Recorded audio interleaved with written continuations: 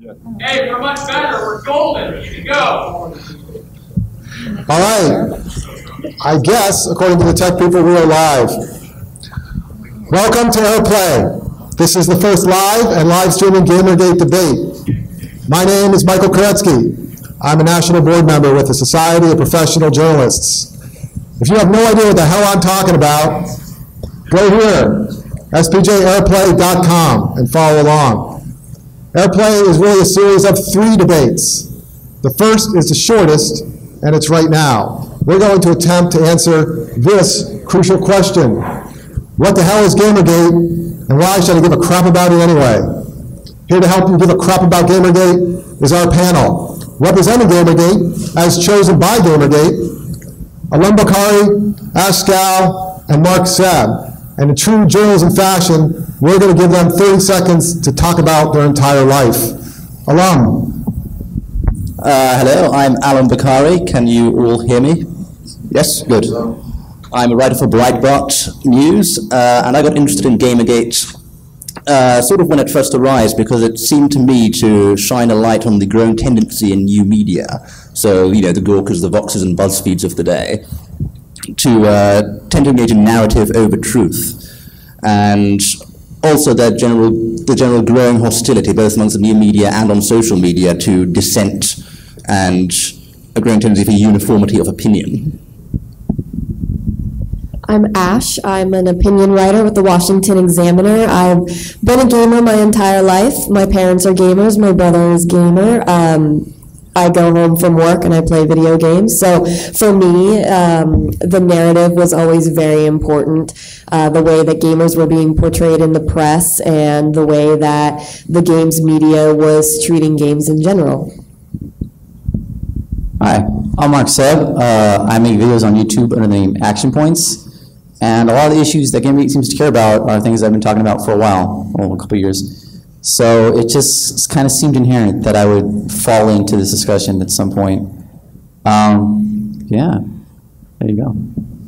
All right, representing not Gamergate, 2 journalists, Ren LaForme and Lynn Walsh from 2 prominent journalism organizations, Point Institute and SPJ, plus Derek Smart, an independent game developer who says he's neutral on Gamergate. Ren, let's start with you. 30 seconds to talk about your life. I don't even need 30 seconds. My name is Ren LaForme. I'm a producer at Pointer. We're a nonprofit training school for journalists. 2 years ago, I think to the day, we released this book, The New Ethics of Journalism, which has an updated code of ethics, very similar to SPJ's. Excited to get into it, excited to talk about ethics. Let's do this thing. I'm Lynn Walsh. I'm on the national board for the Society of Professional Journalists. I also am on the ethics committee, which we actually helped rewrite the code of ethics, and the code of ethics for SPJ is one of the most widely used, I would say, by journalists all over the world. I also am the executive producer of the investigative team at the NBC station in San Diego. Glad to be here. I'm Derek Smart. Some of you may or may not know who I am. You know what I do, and you probably know why I'm here. I've been a game developer for over 30 years, and I love this industry. I love the gamers, and one of the reasons I'm here is because I want to make sure these people don't say or do anything that they shouldn't. Who are you pointing to, the journalists or the Gamergate people? Everybody. Okay, fair enough.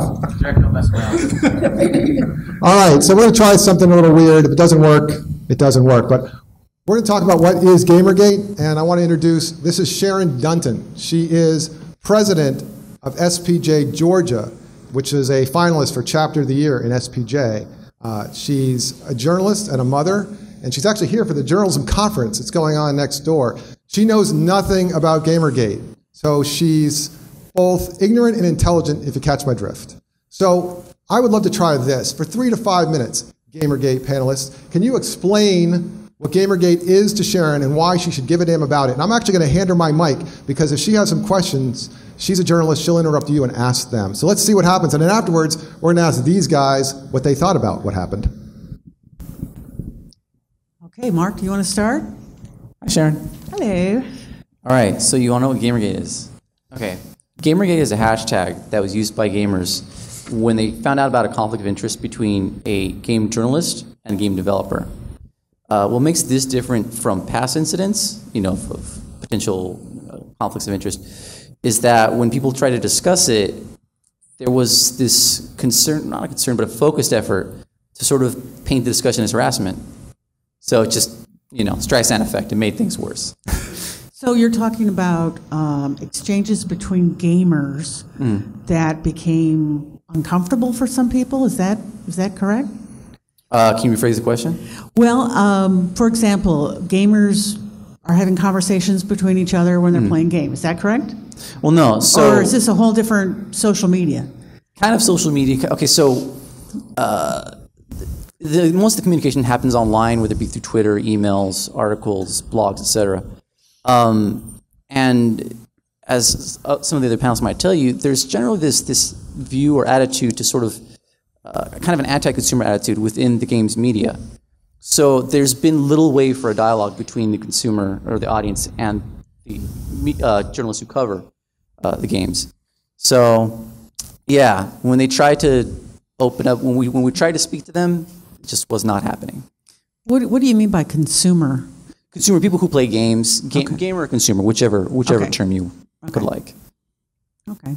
You want to add? Yeah. Well, I want to go into, I guess, briefly how it became deemed a harassment movement. I mean, there was the developer and the journalist that were dating. And after the breakup, when there was a breakup article written, there were some trolls. This is the internet. There are trolls. It doesn't matter whether you were a gamer, whether you were a Republican, whether you were a Democrat, whether you are, any group that you can belong to. There are trolls among that group because it's internet breeds anonymity, kind of breeds hostility you don't have to see. So after the breakup, there was something written. She did receive some harassment. And the media loves a harassment narrative, especially a harassment narrative against women. So they took that and they ran with that. And meanwhile, the bulk of gamers were really concerned about the conflict of interest. And so while they were trying to discuss this, the media was running with the harassment narrative. And then any gamer who was trying to discuss the ethics and the conflict of interest was being labeled a harassment. So they created the hashtag so that they could try and discuss the conflict of interest and the ethics. And it didn't, that's what they're trying to do, but in the media's eyes, it's still a harassment movement. What do you mean by the media? Well, the games media especially, and the broader media that, would report on what the games media was reporting.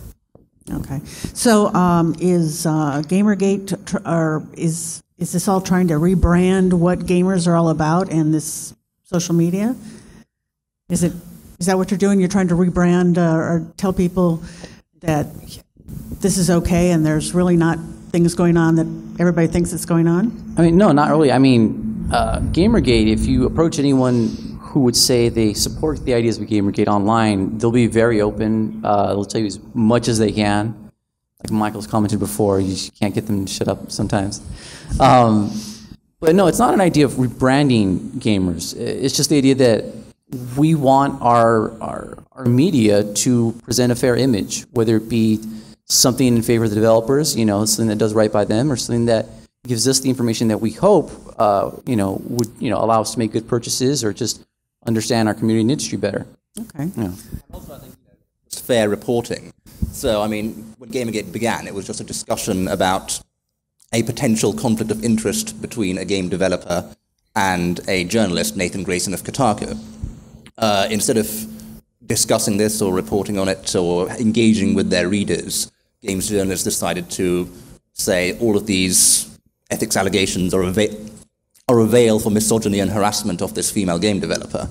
At the same time, there was censorship of discussion happening on a range of online gaming communities, which very rarely happens, or at least it very rarely happened back then. So that's what really sort of blew up Gamergate. It was a combination of the harassment narrative, which was related against all gamers, and censorship of discussion. Okay, and just one more question. Can you explain what trolls are? I think I can grab that. Trolls are people on the internet who get a giggle out of you getting mad. All right, so let me ask you a question, because I've known Sharon for a while, so I know she's smart. I know you guys, you know your stuff. What do you now get out of what they just said?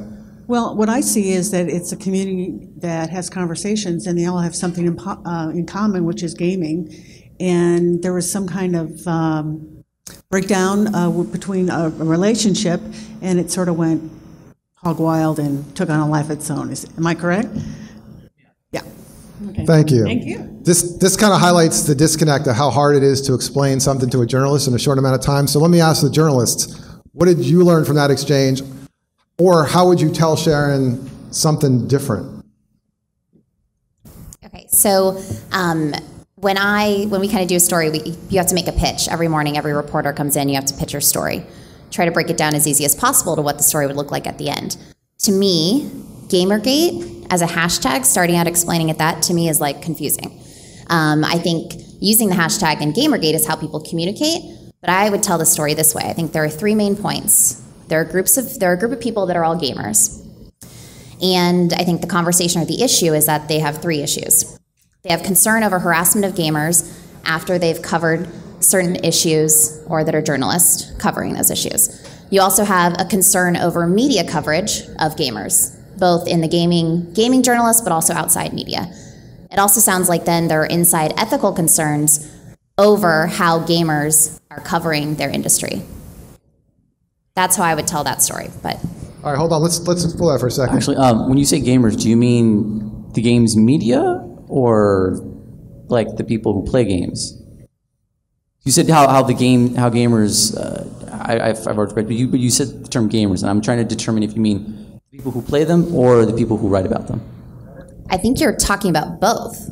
I think there are concerns about harassment by the people who are writing about it and the people who were involved in that breakup in that situation as well. Sounds like. All right, let me ask, so Lynn, you came into this knowing very little about Gamergate, on purpose did not want to get too educated about it. Ren, you knew a little bit more about it going in, so what's your thoughts on what you just saw? Sure. Knowing what I know and hearing this, if I were you, I'd probably still be really confused. I don't think we've begun to scratch the surface of what any of this is actually about. But back to your points, as a journalist, approaching this as a journalist, because that's how I'm supposed to be approaching this, right? That's why I'm here. So this kind of sprung out of this blog post after this breakup. This guy said, my ex-girlfriend was messing around with these people in the industry, and it's unethical and all that. I mean, as a reporter, that's so much easier, and it's something I can actually cover. But the idea that there's this hostility towards gamers and the gaming press and all this, I don't even know how to begin to approach that as a reporter. So it seems really obvious to me that you can't report on an idea. It's like saying there's corruption in government. That's not something you can launch a story from. That's just an idea. You need a specific example. And the example in this case is just this story of a relationship. And I think it's really easy for me to see at least why at the outset it was painted as this harassment. Well, it was initially a story about that relationship. It then became also a story about collusion or industry-wide corruption, when a mailing list containing the editors and journalists at some of the biggest gaming publications was leaked, and the conversations were made public. That's when people decided to started to question, well, are games journalists coordinating too much? Now that's going to be one of the ethical topics I believe that you guys are going to bring up. I want to ask Derek, you just heard all the Gamergate people and journalists talk. How would you explain this to Sharon, or how did you come to understand this? Well, I'm going to give you the short version. These people are all writers, they're all journalists, they have a certain amount of training. I'm just a game developer. Now, the very short version is this. When this whole thing started out,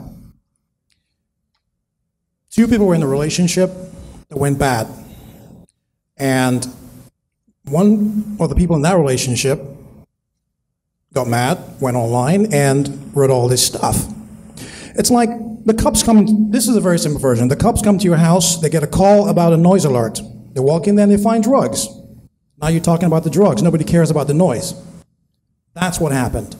And all of a sudden, because there was a journalist involved, and because this person was a game developer, the whole thing took on a life of its own. And it stopped being about a private matter, It started being about something that was, to some people, relevant enough to make a lot of noise about. Unfortunately, as these things go, there's one version.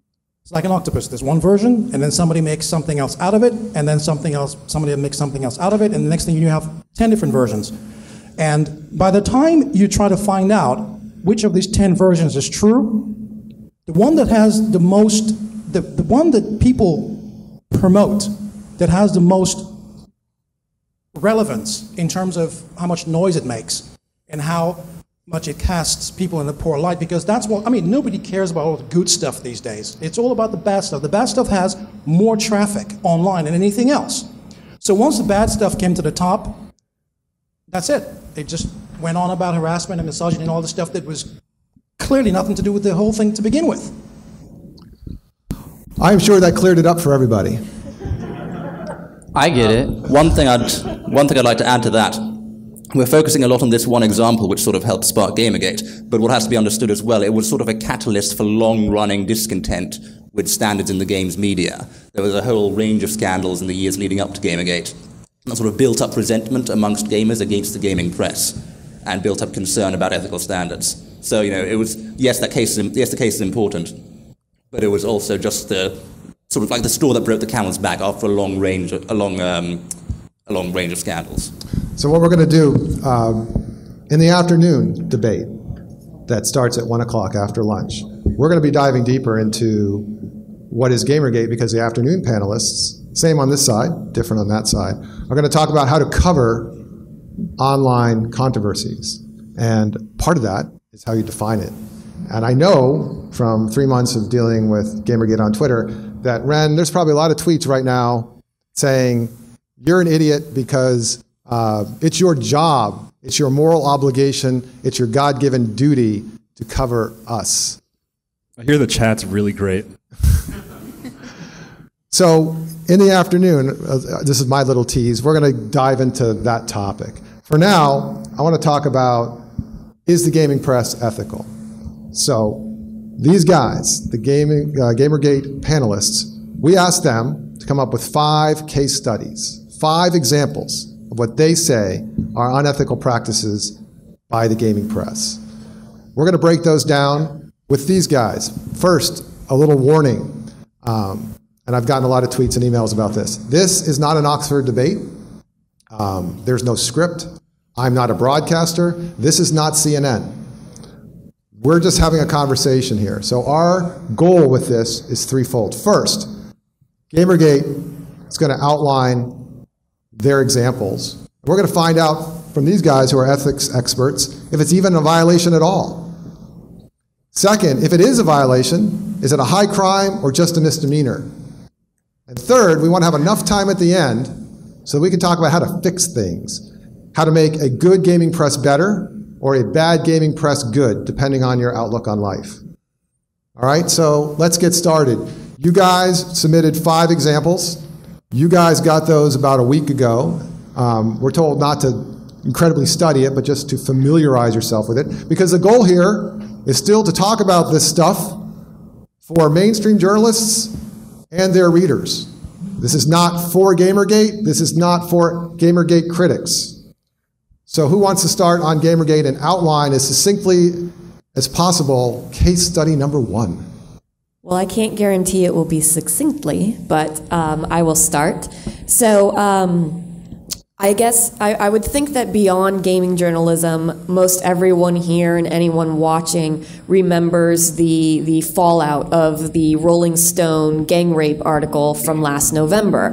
The Poynter Institute actually named it the error of the year. And part of the problem was that Rolling Stone relied on the account of a single source who told this dramatic story of a gang rape, and Rolling Stone didn't end up interviewing anybody else involved, getting the other side of the story, trying to even verify that these supposed rapists even existed.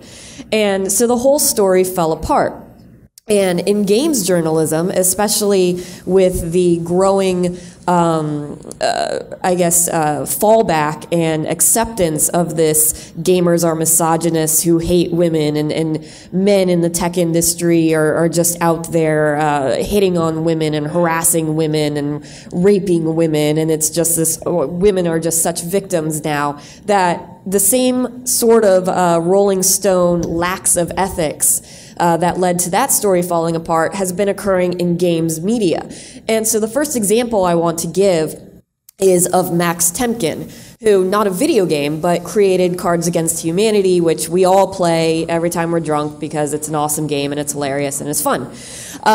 So all of a sudden, Temkin gets accused of having raped a woman 8 years previously in college. She makes this accusation on Facebook.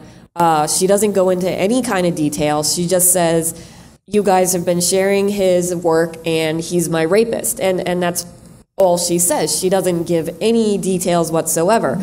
Well, games media runs with this as Max Temkin accused of rape. The Kotaku article it was a Jezebel article that wrote about it. The headline was, Cards Against Humanity creator faces sexual assault accusations. I mean, it said accusations. It was a single accusation on Facebook, which already breaks the SPJ ethics to not mislead in a headline.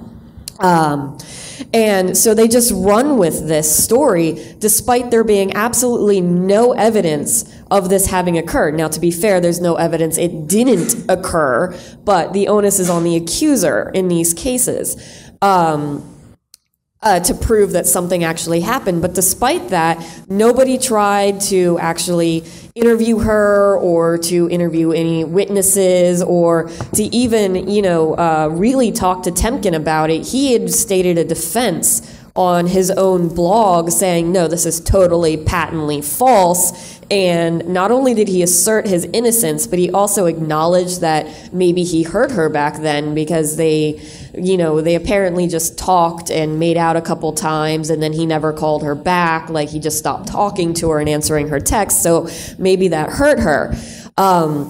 But what happens is people on Tumblr start saying he's a rapist and he's this awful person, and he guaranteeing that she's a victim despite no evidence of this. And then you have the Jezebel article that actually says he's facing accusations as if he's Bill Cosby with multiple women coming out when really it was only one.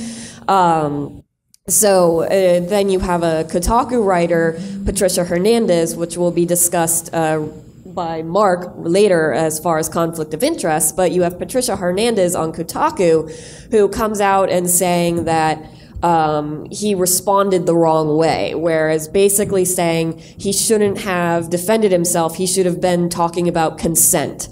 And the broader discussion of consent. That article created such a backlash that Kotaku's editor-in-chief, Stephen Totillo, made a comment on it about, it's one of the worst misfires on the site since he's been the editor-in-chief. Patricia had a good intent with writing that article, and but she kind of went the wrong way with it, and of course Temkin should have defended himself. So Patricia Hernandez ends up rewriting the article, but it's really not that much better. It's still about what he should have talked about while he was defending himself, which is basically to take responsibility for his crime. Just to jump in real fast, it's basically an assumption of guilt. Right, guilty until proven innocent, and he'll never be proven innocent. So he'll never be proven guilty, but people don't really care about that. So you then have, a month after this, the New York Times writes a favorable article about Temkin, and Gawker comes out saying, remember when the Cards Against Humanity guy was accused of rape? And they're upset because the New York Times wrote about Temkin, but didn't include the accusation. Because again, there's no evidence that that occurred, and it was a single Facebook post. Hello? Turn off my mic. are you saying this is about Gawker now? At this point, yeah, most of these examples do involve Okay, Gawker. just to be clear on something, Lynn Walsh and Ren LaForme, what's your opinion of the journalistic value of Gawker?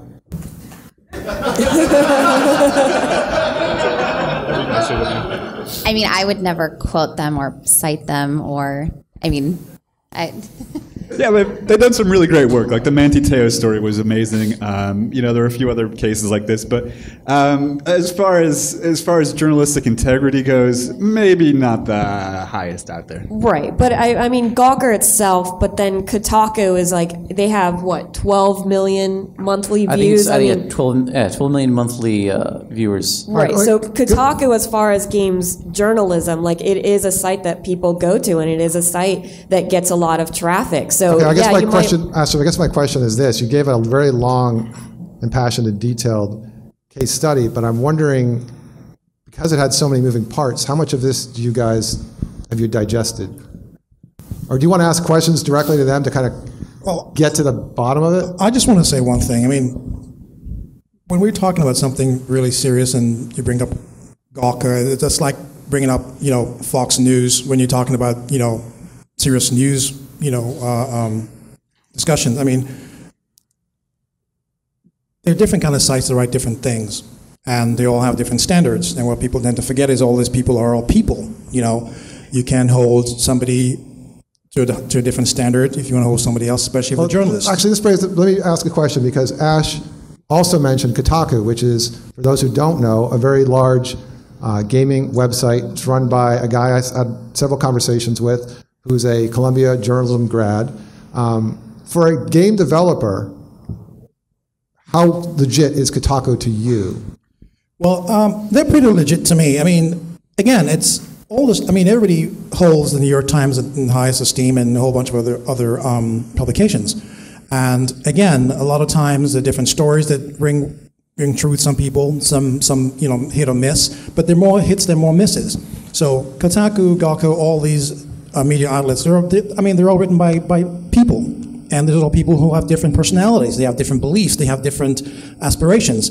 So it all depends on who's writing what and when, and how that goes. So whether it's Gawker or Kotaku or the New York Times, I think people need to look more about the people who are writing these pieces as opposed to the platform they're using to send these pieces out. Isn't it the job of a publication, though, to impose some level of standards on its writers to make sure that accurate reporting happens? Well, first, before we get into that, I actually want to just get a clear understanding of this example. So we're talking about the creator Cards Against Humanity, and you are specifically, can we cite one part of this? Can we cite Kotaku? We are talking about gaming press. So if you were going to give me the bullet about your concerns on ethics in the Kotaku version of this story, what would you tell Ren, Lynn, and Derek? How would you, or any of you guys, how would you congeal this to the essence of the ethical problem you have with it? They didn't minimize harm. They have a tremendous outreach, and they ran an accusation and did very little to... Yeah, what exactly did Kotaku do that you think is wrong so that these guys can respond to it? Give me a couple of sentences just about Kotaku. Well, I mean, Kotaku is to say that he responded wrong. His defense was wrong, that he should have just accepted that he did something wrong and then talk about consent or whatever Kotaku felt he should talk about, rather than him actually defending himself. What do you guys think, Ren or Lynn? You understand what's going on? You have questions to ask them? So are you wondering if we believe that that specific article by Kotaku was ethical in their reporting? I mean, is that kind of the question? Right. Well, any of these. I mean, the Jezebel one as well, or reporting on this in general. Because well, we want to stick to gaming press for this section. So I think, is Kotaku the one that you have that's gaming press related? Sure. Yes. Okay. So, and that's fair, because that's one of the biggest gaming sites out there, if not the biggest. Correct? Yeah. It's pretty. Unfortunately. Okay. That's But hang on. But hang on a second. Sure. I think we're missing something very important here. Now, every publication has an EIC who, I hope, gets to read these articles before they run. And in the case of the Kotaku one, it ran, somebody had to have vetted it, and then it had a huge fallout, and then they went back and said, hey, this is all happening, and maybe we should, maybe there's something here. So Stephen goes out and says, rewrite it. So, I mean, I refuse to believe that any of these publications allow these articles to go online without them being vetted. Because No, exactly. if that's the case, then it's a whole different problem. No, exactly. I mean, this is the case like just in the Rolling Stone article where you had an editor, you had a bunch of editors and fact checkers who all looked at it, and then for whatever reason, they decided to run with it anyway. I mean, Totillo actually said that he had edited it like really quickly while he was, on the way out somewhere else, and he edited this is exactly what he said. I edited that story in a rush and have regretted it ever since. So Okay, so hold on. So this is a case where editing a story about a rape accusation in a rush, probably not a good idea as a journalist. All right, well, but let's set the ground rules, because we have to, this is the problem. This goes back to everything. How are we going to communicate effectively to journalists? I'm hoping that this whole exercise teaches journalists about Gamergate, but I'm also hoping it teaches Gamergate how to talk to journalists. And I've had that conversation online, and people say, journalists should do it this way. Well, Don't use Twitter, Koretsky. I know, I shouldn't use Twitter. But Just don't. it's a hashtag, pal. So the point is No filter. that here's a situation that I want to ask Ren and Lynn. You have an editor who admits there was a mistake made. So this is not a situation where they're doubling down and battening down the hatches. So the question now is, given this example, and these guys had copies of that particular story, what's supposed to happen after something like that? There's a mistake made, because both sides admit there's a mistake, right? I mean, in journalism, if both sides agree on something, I can definitely claim that to be the case. You have Gamergate saying, that's a mistake. You have the editor of Kotaku saying, it's a mistake. What's supposed to happen next?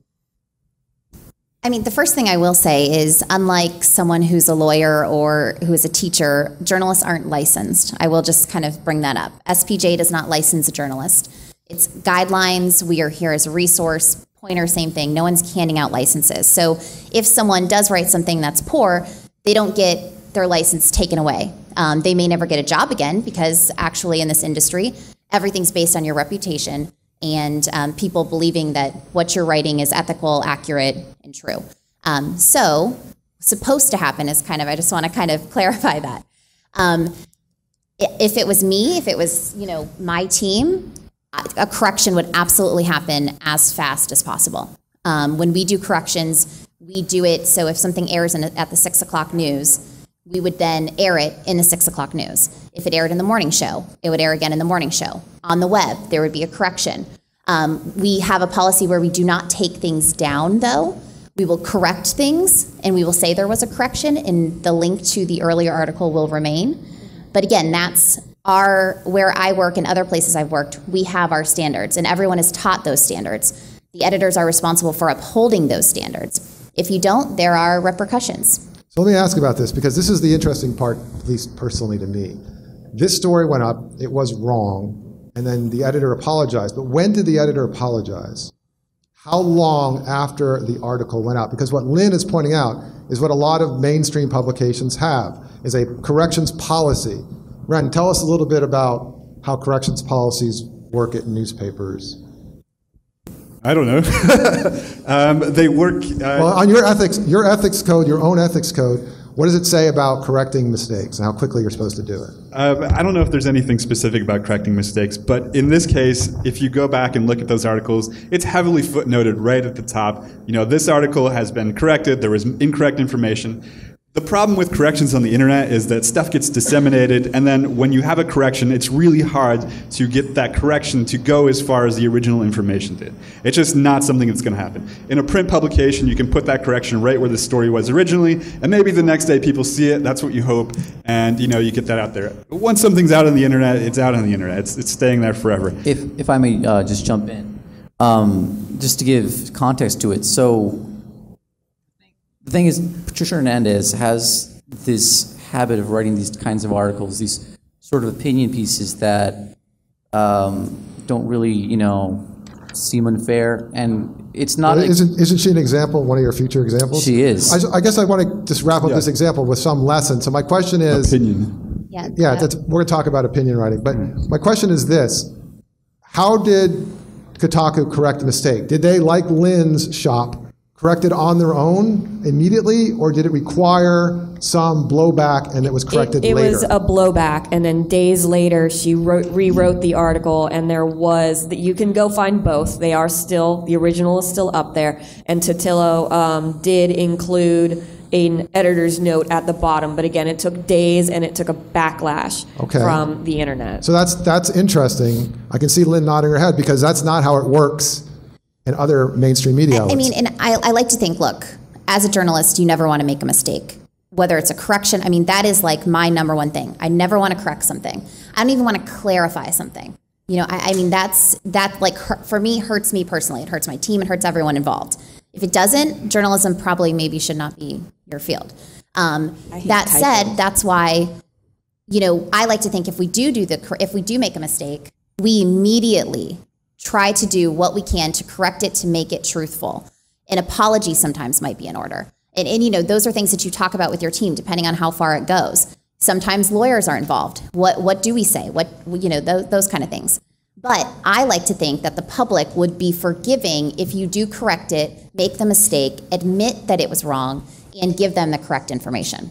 So basically, though, what I'm hearing is that there didn't seem to be, maybe there is now, but there didn't seem to be a policy in the gaming press similar to what you have at your station, which is investigate any claim of a mistake, correct it immediately at the top, and then explain and apologize.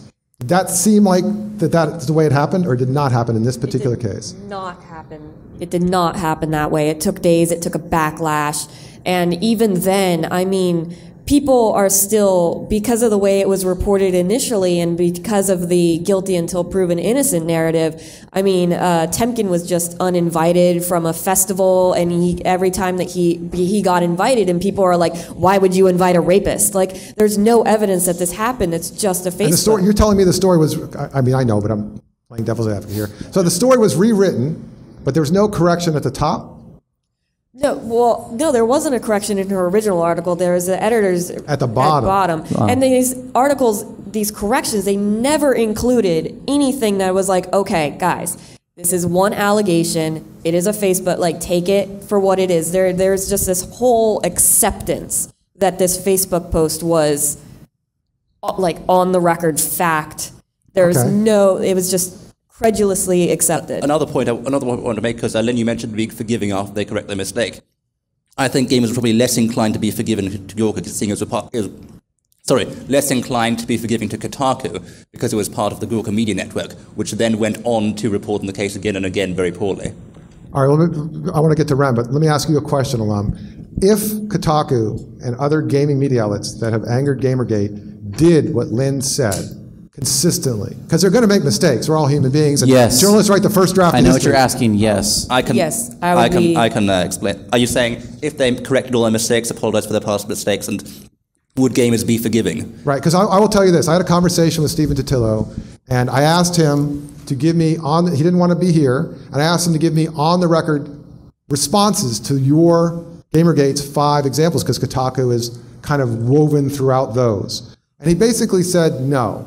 And without violating any confidence, I don't think I am, by saying that he feels that this environment has gotten so toxic that even when he does issue a correction, no one will believe him, and it's gotten so bad. My question, I'm not asking you to judge that. What I am saying is, if it happened like Lynn said, could Kotaku lower the volume for future mistakes it makes? And how many times do they have to do that before it would be until they stop having to do it for every article? Yes. See, what I think Stephen was trying to say is that nothing Kotaku can do at this point will win back its trust with gamers. And I've heard similar things, that there's no point, having a dialogue with gamers, they'll hate us anyway, etc., etc. This is what I hear from some games journalists. But there's that would be a persuasive argument, given the level of distrust that gamers have for the games media. But there is one example where a games news site did change their ethics policy, did apologize for past mistakes, did up the quality of the reporting, and managed to win back trust with gamers. That site is called The Escapist. Okay. The Escapist magazine at the start of...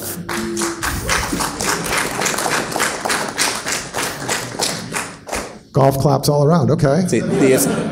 So I want to get to Ren in a second. I just want to make sure we get to this point. Tell me, first of all, let me just say this. Kotaku is still very large, so they must have some readership, or they wouldn't have jobs. So someone is reading them. They're doing something right. My question to you is, for those who don't like Kotaku, if they adopted Lynn's policy, how long do you think it would take for that to sink in to their biggest critics? Can I get on that? Okay, so I said yes, but with the stipulation that it would take time. Some people are going to be more forgiving. Some will not, be so willing to trust them after, for, I don't know, 5 or more years of being branded as some sort of untouchable. I mean, that's what they've done. I mean, most of the people at Kotaku have done that. But I actually want to add another example to what I'm saying is, it's not even just a matter of a website. It can be an individual. Ian Miles Chong of GamerRanks had a very similar way of writing, sort of approaching his audience. He made apologies. He's begun to see the other side of the story, and Gamergate has been surprisingly acceptable. I'm still a little cautious. Are they accepting because he's suddenly agreeing with them, or because he is just doing journalism differently? Because he's recanted his mistakes, and he's Right. considered people's views. Well, that's the thing, is that it's not enough to just, all right, we made a mistake and let's correct it, right? That would be very forgiving, but there also has to be a clear idea that they're going to try and make less mistakes, because it's not enough to be like, oh, well, we'll just throw out an accusation and we'll run a correction later. Like, that's obviously not going to gain any trust back. You have to, you have to do everything in your power to not need a correction in the first place. And another thing, if I had to give some advice to Kotaku, I wouldn't just apologize for particular examples. I'd apologize for the general trend, say, between 2012 and 2014, with these stories of rape accusations and misogyny, which were a systemic problem, not just in the gaming press, but across the entire press. Rolling Stone didn't occur in the vacuum. All right. Well, Brent, you were looking like you wanted to say something, and I prevented you. Sorry. We've spent a half an hour talking about ethics in journalism and Gawker in this. What? These are the guys that are getting sued for everything they own for publishing Hulk Hogan's sex tape. It's like we're having a gourmet food conversation, but talking about easy mac and cheese. This is just, to me, this doesn't make a whole lot of sense. These guys come from this tabloid tradition. They're not actually, Nick Denton, the publisher of Gawker, just 2 weeks ago said, okay, maybe we should think about ethics, and, half the staff left. So I can't believe, Well, surely you can understand why gamers are upset to have Gawker come into their industry and start covering it. Sure, but if we're talking about journalism ethics, I'm not sure why we're talking about Gawker. I can tell you why, Ren, and it's because, unfortunately, and I said unfortunately because they're large, and this gets into my other topic, but you guys, it seems mainstream media doesn't, in the case of this Airplay, doesn't know how to approach games. So you rely on the games media to fill your beat. And even though, as you say, it's ridiculous we're talking about Gawker, you rely on them. They're giving you bad information. In the case of the New York Times, they're giving you bad information, and then it's then printing misinformation, which just makes people even more distrustful of journalists. While I'm sorry it is ridiculous, it has to be done because the information keeps. It sounds like the mainstream media did pretty good earlier when you said that the New York Times talked about Cards Against Humanity without mentioning the claims. It sounds like mainstream media is pretty fine to me. That was one case, but in other cases, the mainstream media has sort of followed what Gawker had said. Well, not just Gawker, but also a number of other gaming journalists. Can I just interrupt for 1 second? You realize we've been talking about one of your 5 examples, and I was hoping to get to 3. We won't get to 5. I want you guys to keep talking and wrap this up, but we have some volunteers in the audience. I would like to hear from one person in the audience, talk to our volunteers, and I would like to hear your impressions of what's going on so far. But Ren, do you want to... One thing to realize is that Gawker and Kotaku, there may be an ownership connection there, and I have been on interviews with Gamergate. I think Kotaku's done some good journalism. I think Gawker's done some good journalism. But you know, this to me is a subject of media literacy. It's you have to know what you're looking at. You have to know that you can trust it or not. And I mean, consumers of journalism have to be educated on what they're looking at. I don't think in a lot of places that's the case. Well, so let me ask this question, because I'm trying to come to a solution to this problem, and not that it's going to be, lions laying down with lambs and everything's going to be great, but it seems like one thing that could happen, SPJ, Pointer Institute, whatever, could actually talk to gaming media outlets and try to get them to institute a standard correction policy. Now, it sounds like, Mark, you're saying it might take years for a majority of Gamergate. No, not a majority. I said some. Some, okay, some, fair enough. If they're like myself and they've seen this for at least a decade, then yeah, I would say they have a right to be wary. But some. I don't want to try and speak for everyone. All right, so Lynn, if we had a standard correction policy for these gaming outlets, you think that might not solve the problem but lower the volume?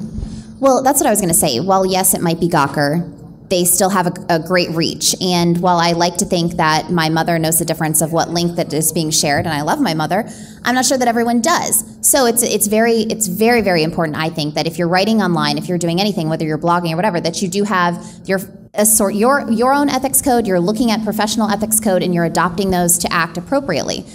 Agencies should have that too. Organizations should have that too. And with someone like SPJ, not to speak on their behalf, or Pointer, but I'm sure if Gawker approached one of us and said, hey, we need help developing standards for ethics, for correction policies, for anything like that, someone would agree and say, sure, we will help you based on our codes develop something for your organization. And I don't think that we can just say, oh, well, it's Gawker, forget it. I mean, we know that Gawker has problems, so we can't just ignore them when they do have, billions, I think, of monthly page views. I mean, they reach a huge audience. So yes, they need.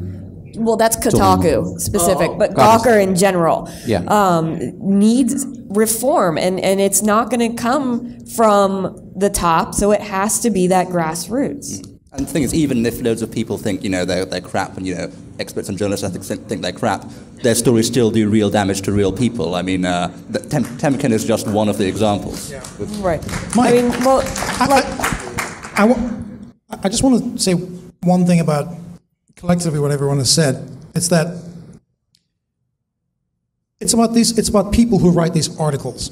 Now, it's easy enough to take one or two articles and say Kotaku or Gawker Media have done this, that, and the other, but you have to look at the people who write these articles first and foremost, and forget about the platform they're using or whatever. I'll give you an example. This is probably not going to be a very popular one.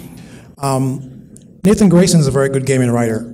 I follow his work for a very long time, and he wasn't originally at Kotaku. He came from another publication, RPS, and people still read his work. Now, if we're saying that, this is all about Kotaku or Gawker or Fox News or whatnot, what we're automatically doing is tainting the people who really do the good work at those publications. So I think whatever it needs to look at is, it's not really about what they're writing and how they're writing it, but it's about the people who are writing it, what training those people have, and the people who are responsible for them, the EIC, the people who vet all this work. They're the ones who the spotlight should be on, because if they don't toe the line and they don't set these standards, then these writers, no matter how good they are, have free reign. And that's been going on for a very, very long time. And because they don't know any better, it continues. Right, and that's I mean, obviously, this is what this is about, which is maybe you just haven't learned this. This is a learning experience, so this is how you fix it. And a lot of these games journalists do need to understand, especially the amount of damage that they can do to people's lives. I mean, Temkin now is constantly, whenever there's an article written about him that's maybe not in the New York Times, but whenever a games journalist, they say he's an accused rapist. You've got this whole Twitter campaign that just knows him or just refers to him as a rapist. And if you want to see some real world, I mean, you look at what happened with Brad Wardell, where Brad Wardell's our next example, right? Well, yeah, I mean, I might do quick because they have different types of examples. Okay, well, because here's the thing. Fire it off, Ash. It's almost 11. I want to get one comment from an audience member, and I want to move on. All right, so identify yourself any way you want and say whatever you want. briefly. My name is Paulo Munoz. I am known as Game Diviner on YouTube and on Twitter. Hi, Paulo. I want to make one comment, especially to Mr. Ren Laforme. I know you put Kotaku and ethics in one sentence as a mockery of what Gawker is, but I want to remind you of one thing. Gawker destroys lives. There's a big reason why many of us in Gamergate are anonymous, because Gawker will destroy people. Take the example of Justine Scavo, I believe her last name is that? Justine Sacco. She was one woman who made one wrong tweet, and the man who destroyed her life, Sam Biddle. And we are facing them. Nick Denton himself has said we have cost him 7 figures of money on advertising revenue. Do you think any one of us here wants to put our face to that? When Gawker is willing to put out hundreds of people's private citizens put out their addresses because they own a gun in New York City. We are scared to put our faces out here, and people here who are in Gamergate are putting our faces out here because we believe in this, and this is Gawker's power. Gawker is not just unethical. Gawker is willing to destroy private people's lives, and by putting my face here, I put my family in danger. But I'm willing to be here because I believe in gamers. I believe they are good people, and I believe we have been mislabeled this entire time. So please do not dismiss this by saying Gawker shouldn't be unethical. So thank you very much, Mr. Laforme, for being here. No, thank you for standing up and saying that clearly. We love you. I'm not saying that Gawker is not a thing that has some power and sway. I think they should be held to a higher standard, and if they want to get some help with ethics, I'm sure that Pointer SPJ would love to help them. I mean, honestly. If I can say something really quick, Trent. I actually don't mind if Gawker wants to write horrible things. If Kotaku wants to write horrible things, it's the fact that they have that reach. That's my. And then if we want to say they're not accountable, then we need to make sure the people who spread the information, the people at the New Yorker, are the ones who will uphold that higher standard. I mean, there are children who first school can improve their standards, or people can just stop believing them. I mean, either one will work. All right, one more comment. This one's from a recent journalism graduate. I have a question, actually. It sounds to me like, obviously, Max Temkin type coverage isn't exclusive to Gawker, and it's not the first time Gawker has unfairly scrutinized someone. But I don't think that it sounds like this problem is exclusive to gamers either. It sounds like people of all industries are unfairly scrutinized by certain media outlets, like you pointed out, others don't. No, you're absolutely right. I mean, there's this narrative, and this specific example goes into the narrative of women as victims, and I guess you could almost call it rape journalism when it comes to the Rolling Stone style. So yes, that is a much broader issue of games journalism and journalism as a whole. We'll have some other examples that are much more game specific. Yeah, and so are there certain elements of it that make it, it's more unfairly, I mean, there's more unfair coverage towards gamers. What elements of it makes it different from every other person that's been scrutinized? Well, I think it's because gamers sort of stood up against these sort of narratives. They were like the first large group to do it. So a lot of the journalists and commentators who had bought into the narrative already decided, well, okay, we're going to smear these guys as misogynists and bigots and harassers and so on. Well, also in our other examples, why it's different is he'll get into this, but the issue of developers dating and colluding with journalists and for favorable publisher pressure on the AAA scale, and then cronyism within the indie scale. Right, which is, I mean, I'm sure it sounded crazy and weird, and I'm sorry. I'm sure it happens. If we get the time, I swear I'll break it down. I'm sure it happens in regular journalism, but it's like, it would be like, so I cover politics, so it would be like me dating or having a best friend in a senator's office and then doing constant favorable coverage of that senator. I mean, you don't do that in regular journalism, but that's what's happening in games journalism. That was a great answer. Thank you. Thank you for the question. I think we have an example of that if we can actually succinctly get to it, because I want to get to at least 3 of our 5 examples. So can we get another example succinctly and actually spin off more conversation from it? If it's me, yeah. I can get it fast. Which one do you want? Oh, really? The gauntlet has been thrown down. Yeah. Let's hear it. Well, which one do you want? Okay, so I guess we just mentioned Patricia Hernandez. So in the case of Patricia, and before I go further, I just want to say, Now I'm going to lie to myself. I said it's going to be succinct. I know. Kotaku has done good journalism before, way back when they were large enough and the industry publishers would try and blackball them because they wouldn't, do the things they wanted.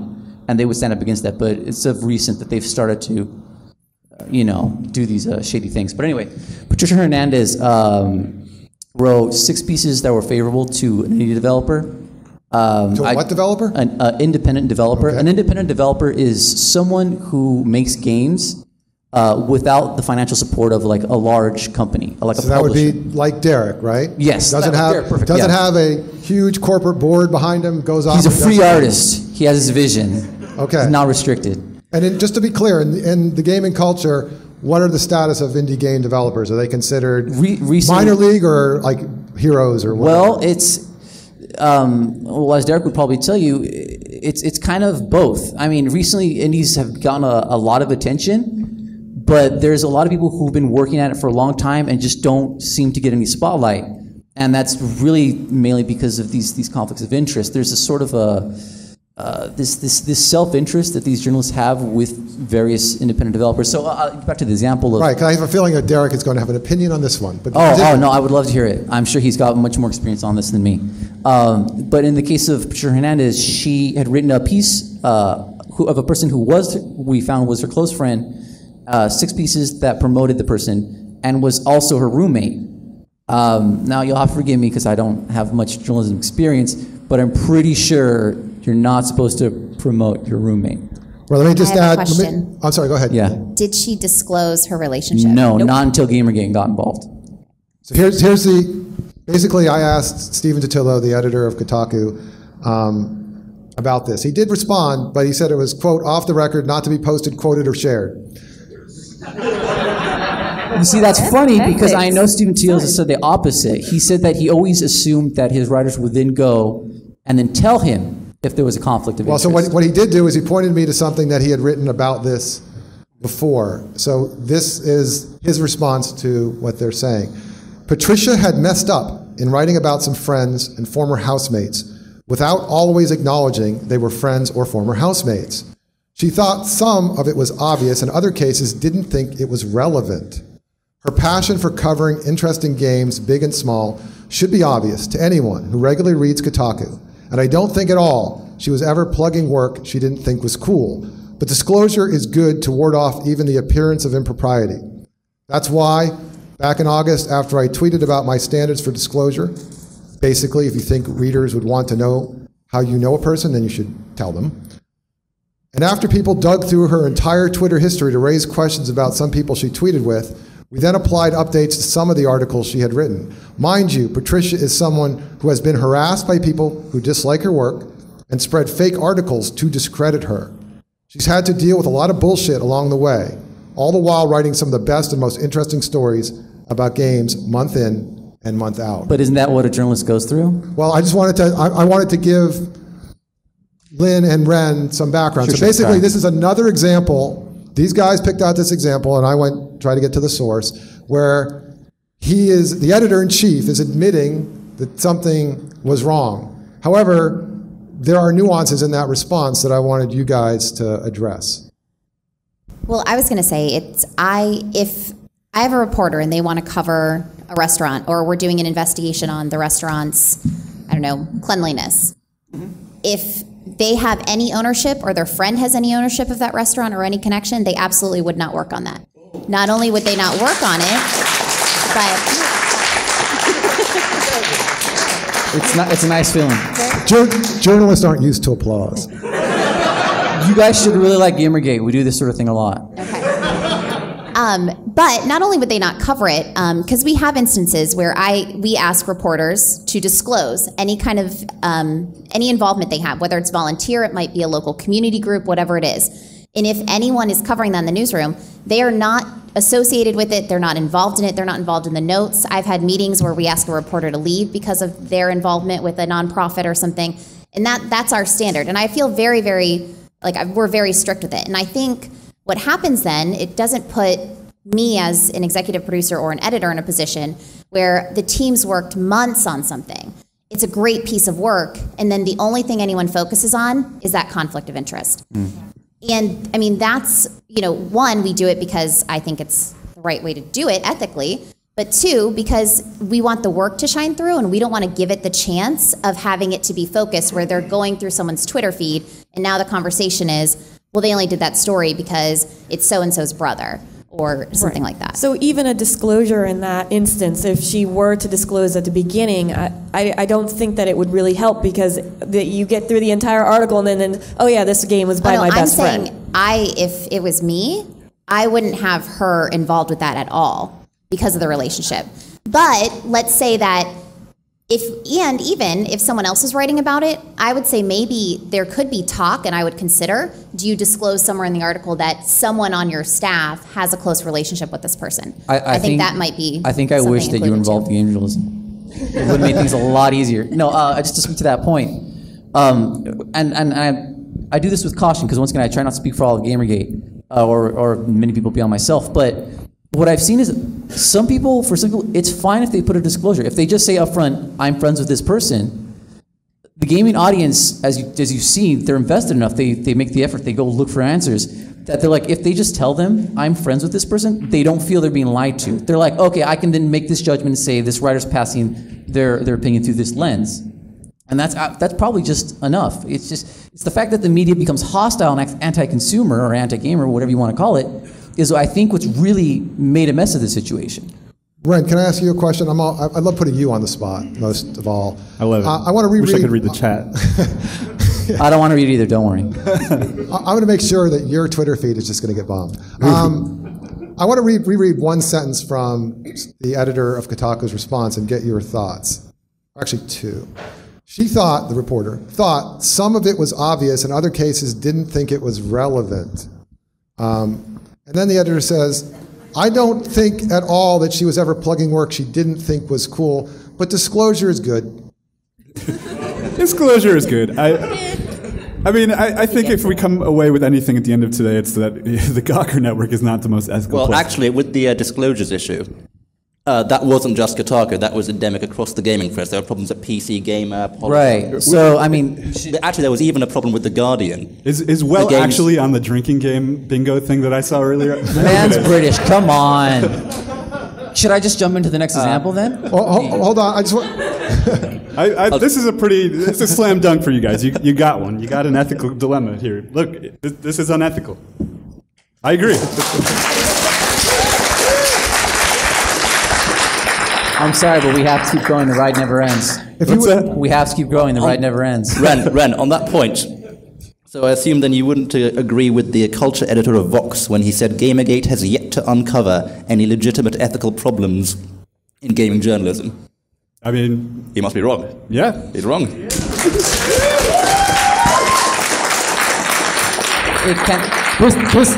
I have to say, this is great. This is a rarity where journalism or Gamergate actually does anything definitive.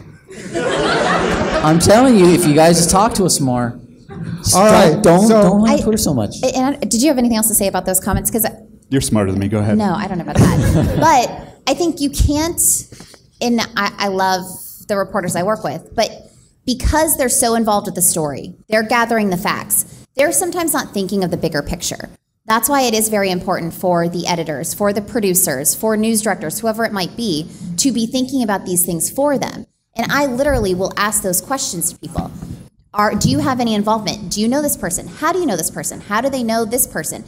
And you do all of that, and I do all of that because I do think it's important, because I want the story to shine, and I don't want someone troving through Twitter feeds and talking about relationships. So I think as an editor, you have that responsibility, and that is kind of your goal, to be looking at the bigger picture of how the story and the relationships are involved. And it's not the reporter's fault. They're just focused on a different aspect of it at times. And speaking of the broader picture, I want to point out that Patricia Hernandez is not the only example. Like, we cured her, it's all over. I mean, there's, like, what are we up to? Dozens upon dozens of Are you asking examples? for a number of possible conflicts of interest? Because Patricia had 16 and Nathan Grayson had 21. No, people with conflicts of interest. She's not the only one. Yeah, if you guys Curing want to her see... doesn't cure the issue. There's dozens of other games journalists with many, many conflicts of interest. There's a website called deepfreeze.it where people have gone and tried to find all the conflicts of interest. And it's not saying they're horrible people or they're guilty. Just here's the information. Take a look at it. And then I know there's a giant list. Someone's made a paste bin where they meticulously have every single link of possible bit of information. So if any of you want to go and investigate that, you can.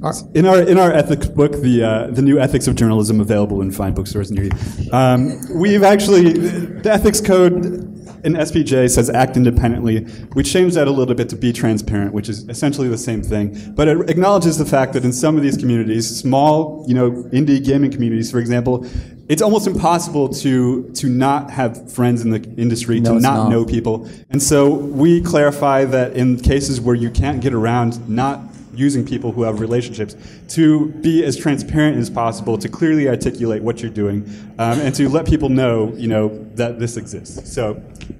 Just to build off of that, I think the other thing is to avoid conflict of interest, and this is from the SPJ's Code of Ethics, real or perceived. And I think that is so important because while you may not see it as a conflict of interest, the fact that someone else could or possibly could is huge too, because if the public perceives it, then the reality of the world we live in is that it will become a conflict of interest in the public's state of mind, and then there goes your story. And this is not a games industry specific problem. I mean, automotive journalism, beauty journalism, food journalism, these people all know each other. You just have to be as transparent and independent as possible. I can give you one that's game related. But to that point, hold on, before we go, you have to. We kind of agree here. Yeah. So before we get to another example, because sometimes these ethical examples exist in a vacuum, I want to ask Derek, because these examples directly affect independent gamers, game developers. So, Derek, talk to me about how some of these things that apparently all sides agree on, right? We've had 2 examples so far where the editor has agreed there was a problem, although maybe not agreeing as much a problem as everyone else is, and you have the journalist agreeing. I want to know how it affects the end user, the reader, the person.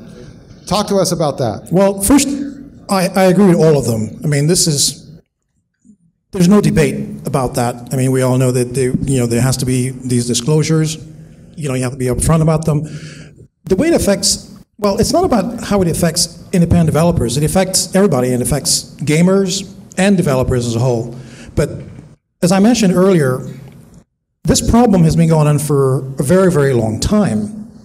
And unfortunately, there's nothing you can do about it. I mean, if anybody was able to go back, let's say, 20 years, okay, and you ran all these background checks, you ran all this conflict checks, you would find that almost every single person, whether it's a reporter or a game developer, is 6 degrees connected to somebody.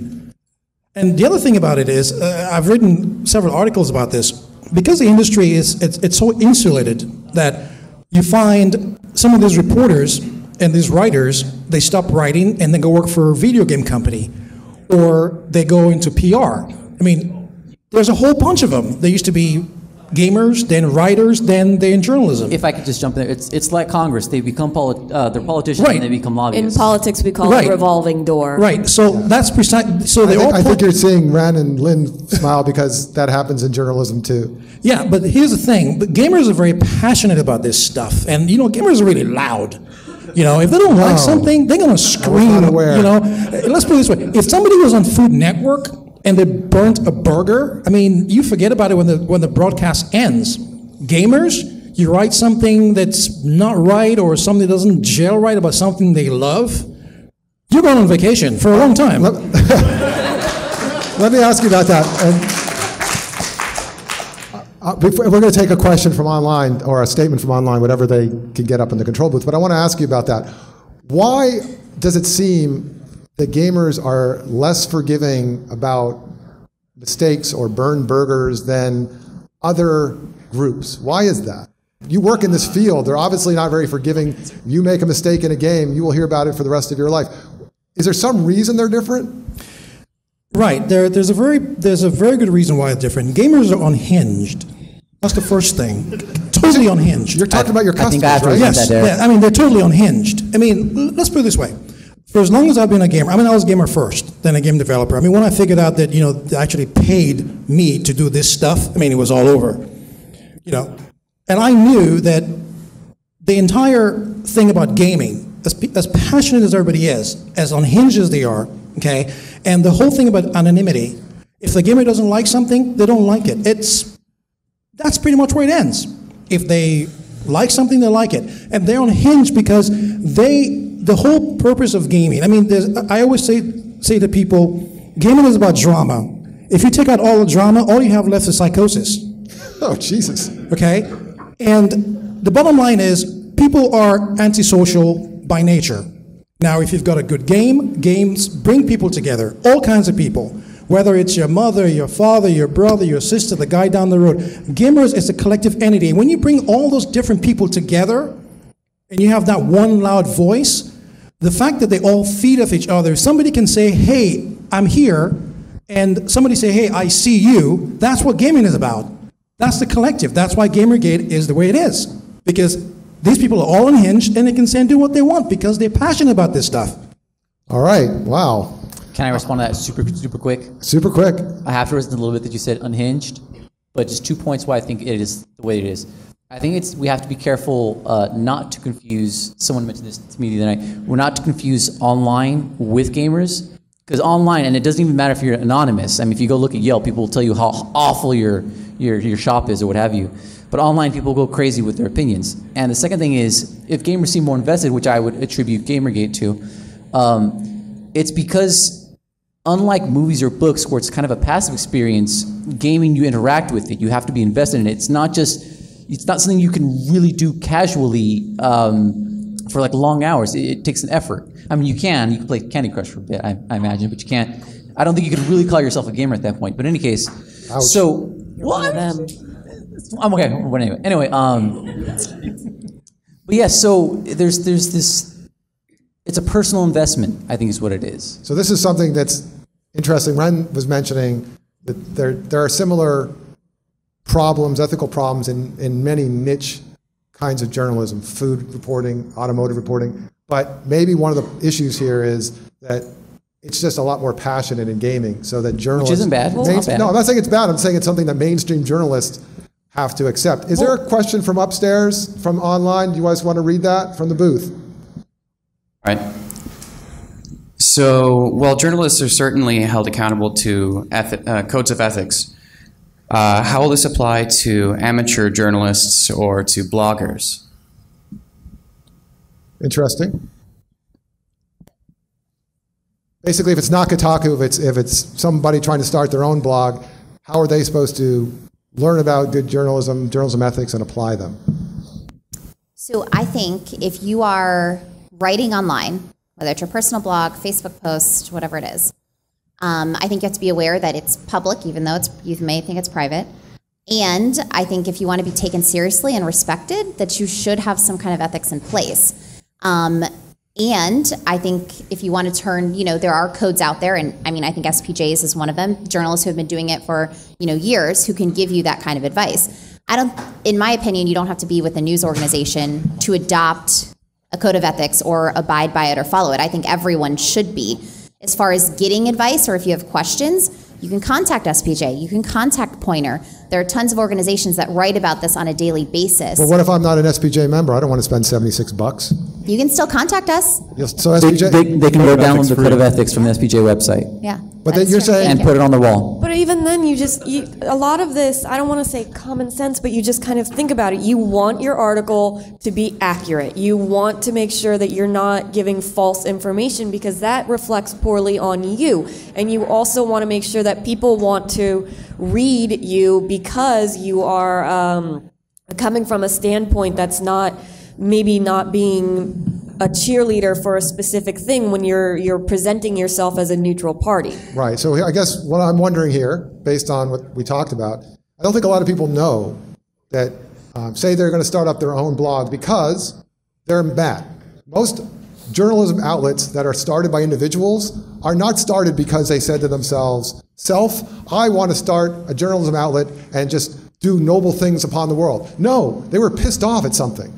And they want to do it right by themselves. But I don't think people know, and I think this is a good opportunity to say, that for Poynter Institute and for SPJ, you do not have to be a member. You have to pay dues. They will still talk to you and they will still help you. So that if anybody is trying to start their own media outlet, trying to cover, say, games on their own, they can email Lynn Walsh, SPJ headquarters, me, and we'll get them the information they'll need, that you're not doing this in a vacuum. And maybe one other solution we can get out of this is that if there are, in the gaming world, other sites that are trying to make a go of it, that there is in SPJ something called communities, which are online groups of people that share similar interests. Not like your gaming journo pros, but people that will, because they don't talk about specific stories, but they talk about how to do things, shortcuts that aren't going to cost your coverage, business things.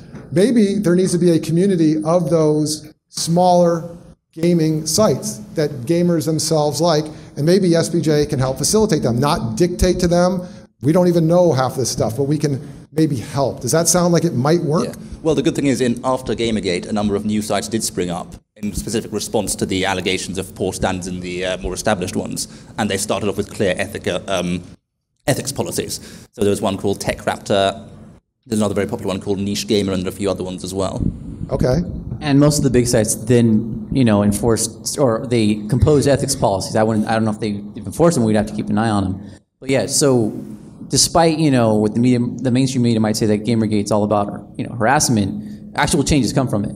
It's just numerous changes, but you don't hear about it because, if it bleeds, it leads, and no one's bleeding when there's good news. So.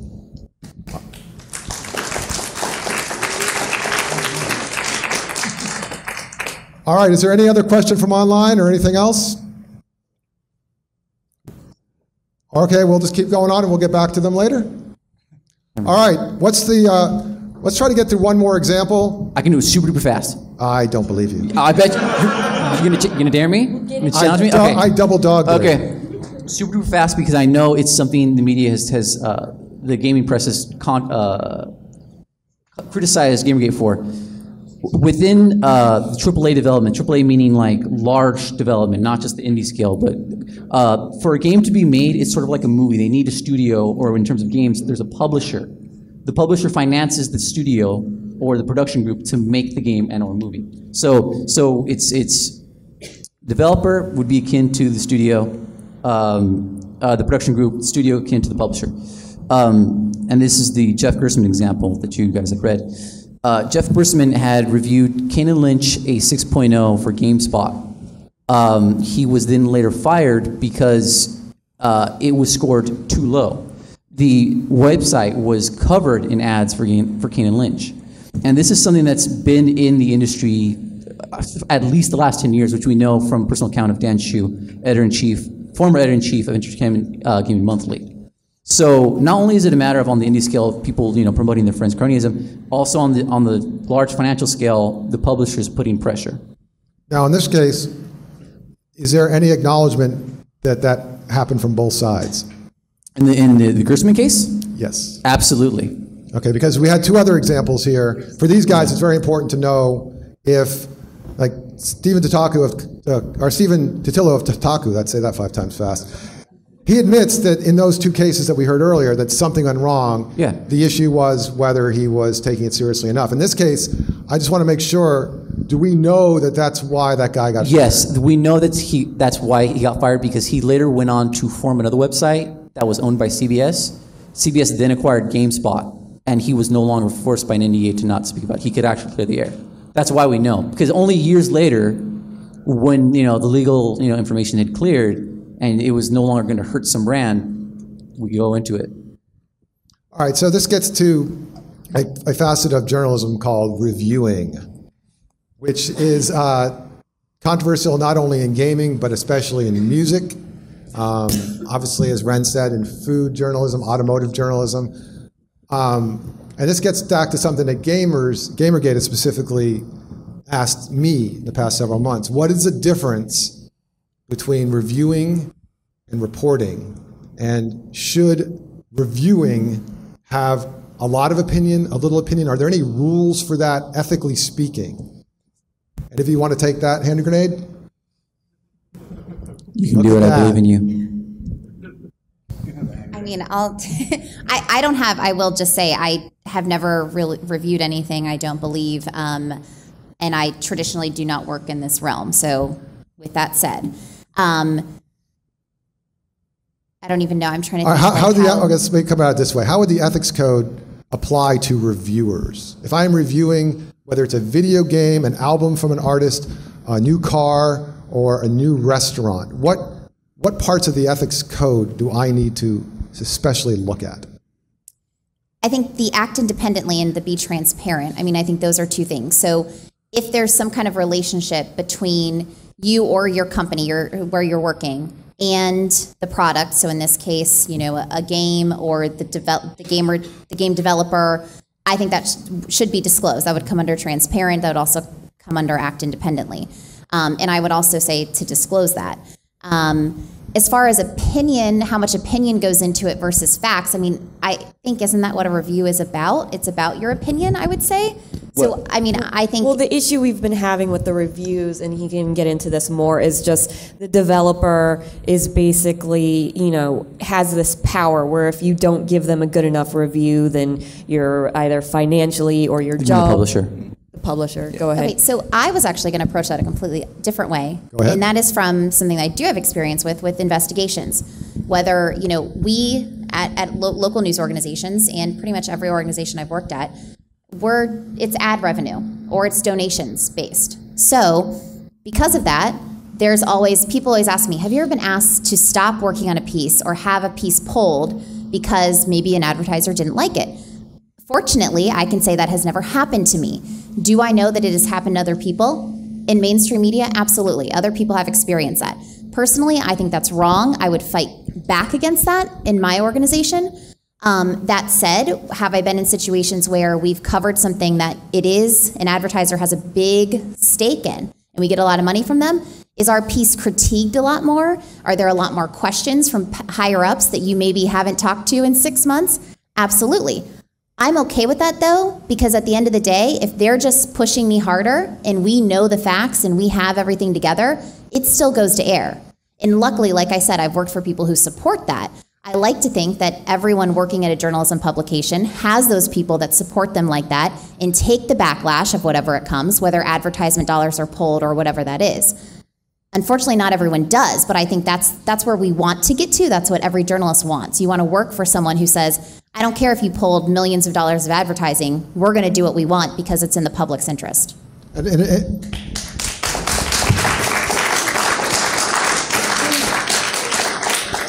And let's be clear, there's a greedy self-interest for that. You might lose one advertiser, but if you keep your readers interested and loyal to you, you'll get another advertiser. So sometimes there's also a business reason for doing that.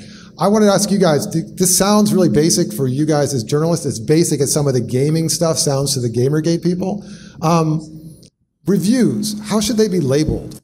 I mean, when you read reviews.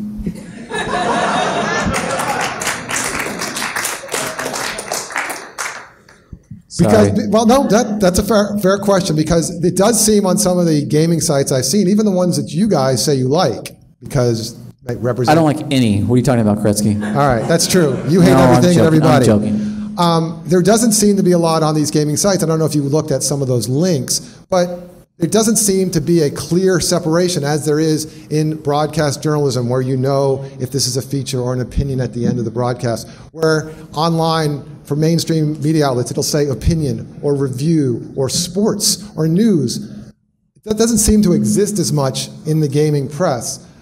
What should be done about that? How should those sites be segmented out? Yeah, I mean, this is just a problem of web design, right? Like, if you have an opinion piece, it should be somehow clearly labeled opinion. If you have, some completely awful satire website, these things trick people all the time. It should be labeled satire, Unfortunately, there's nobody, nobody's going to make you do that. No one's policing the internet. So I think for publications, they have a responsibility to make it pretty clear when, you're looking at an opinion piece, or you're looking at a review, or you're looking at a news article that approaches something from a more centrist point of view. Yeah. I mean, I think BuzzFeed, and I will bring up BuzzFeed, does a good job of this by highlighting things in yellow, or at least they did. Well, I think they still do. I don't know.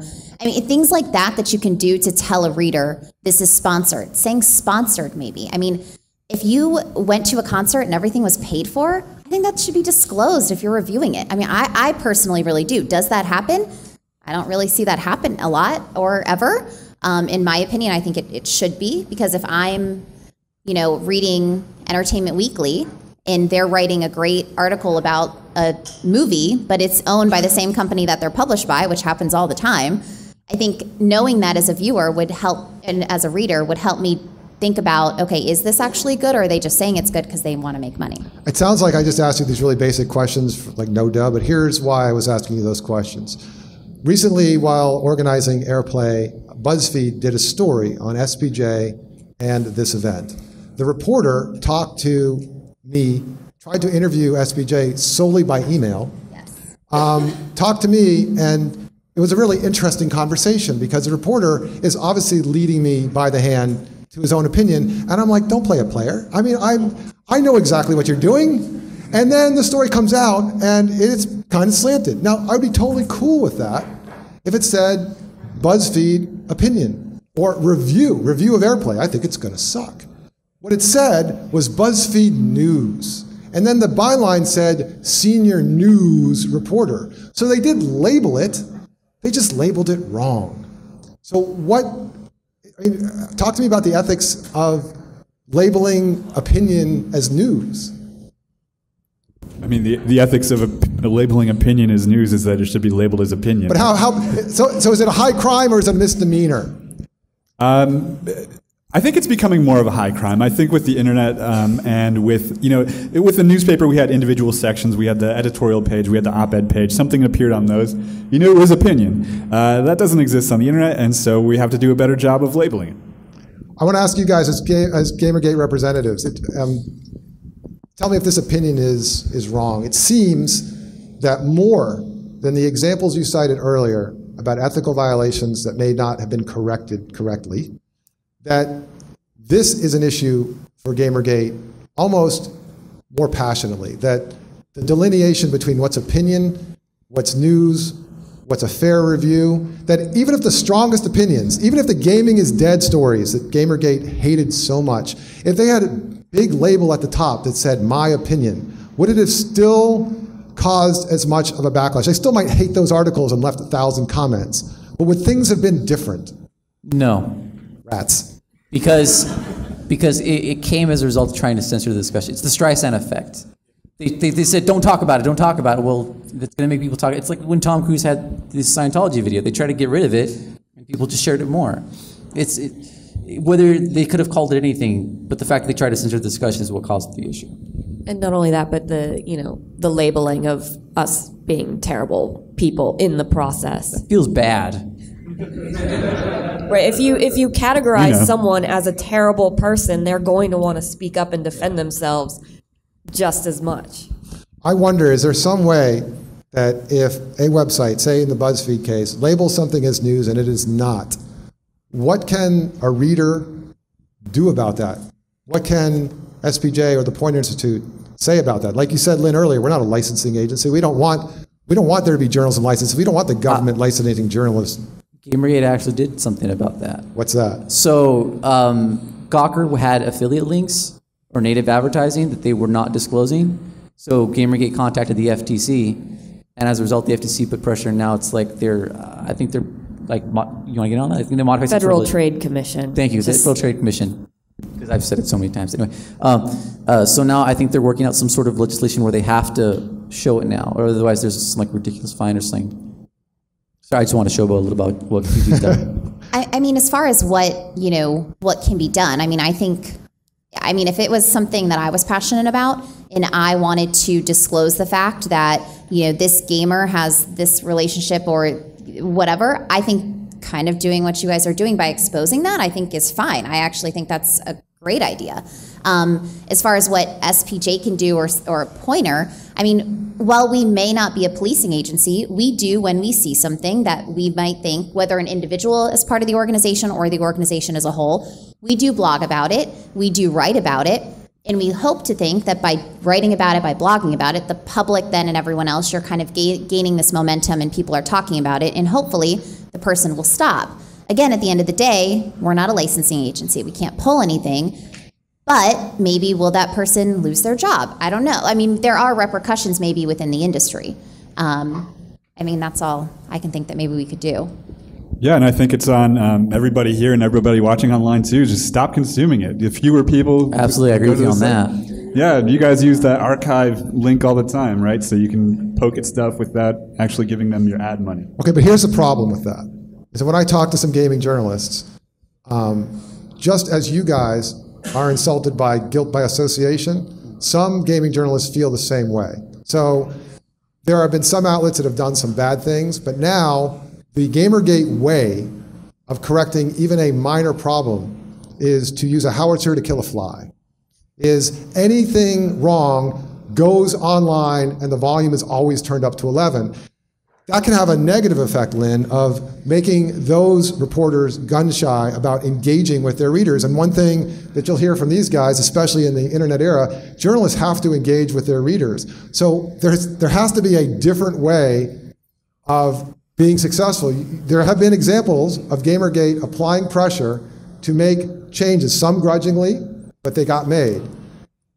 We have to try to come up with a different way of doing that. Otherwise, you'll fix each individual problem, but you'll create a lot more. Right. Well, I mean, and that goes beyond games journalism as just sometimes if you're a single person and you send an email to a journalist and say, well, this is wrong, wrong, wrong, they might be like, yeah, well, that's just your opinion. But if enough people send it, then they actually take notice, which is what this is all coming from, whereas that they've needed more voices than just one in order to get a problem So let me ask you a question. What if out of this event, if not SPJ National, I know they're the Florida chapter, what if they were to help set up a community of either gamers who are interested in journalism or gaming journalists themselves to write on a blog under that chapter's name, so it has some journalism, impression to it, in a clear, not violent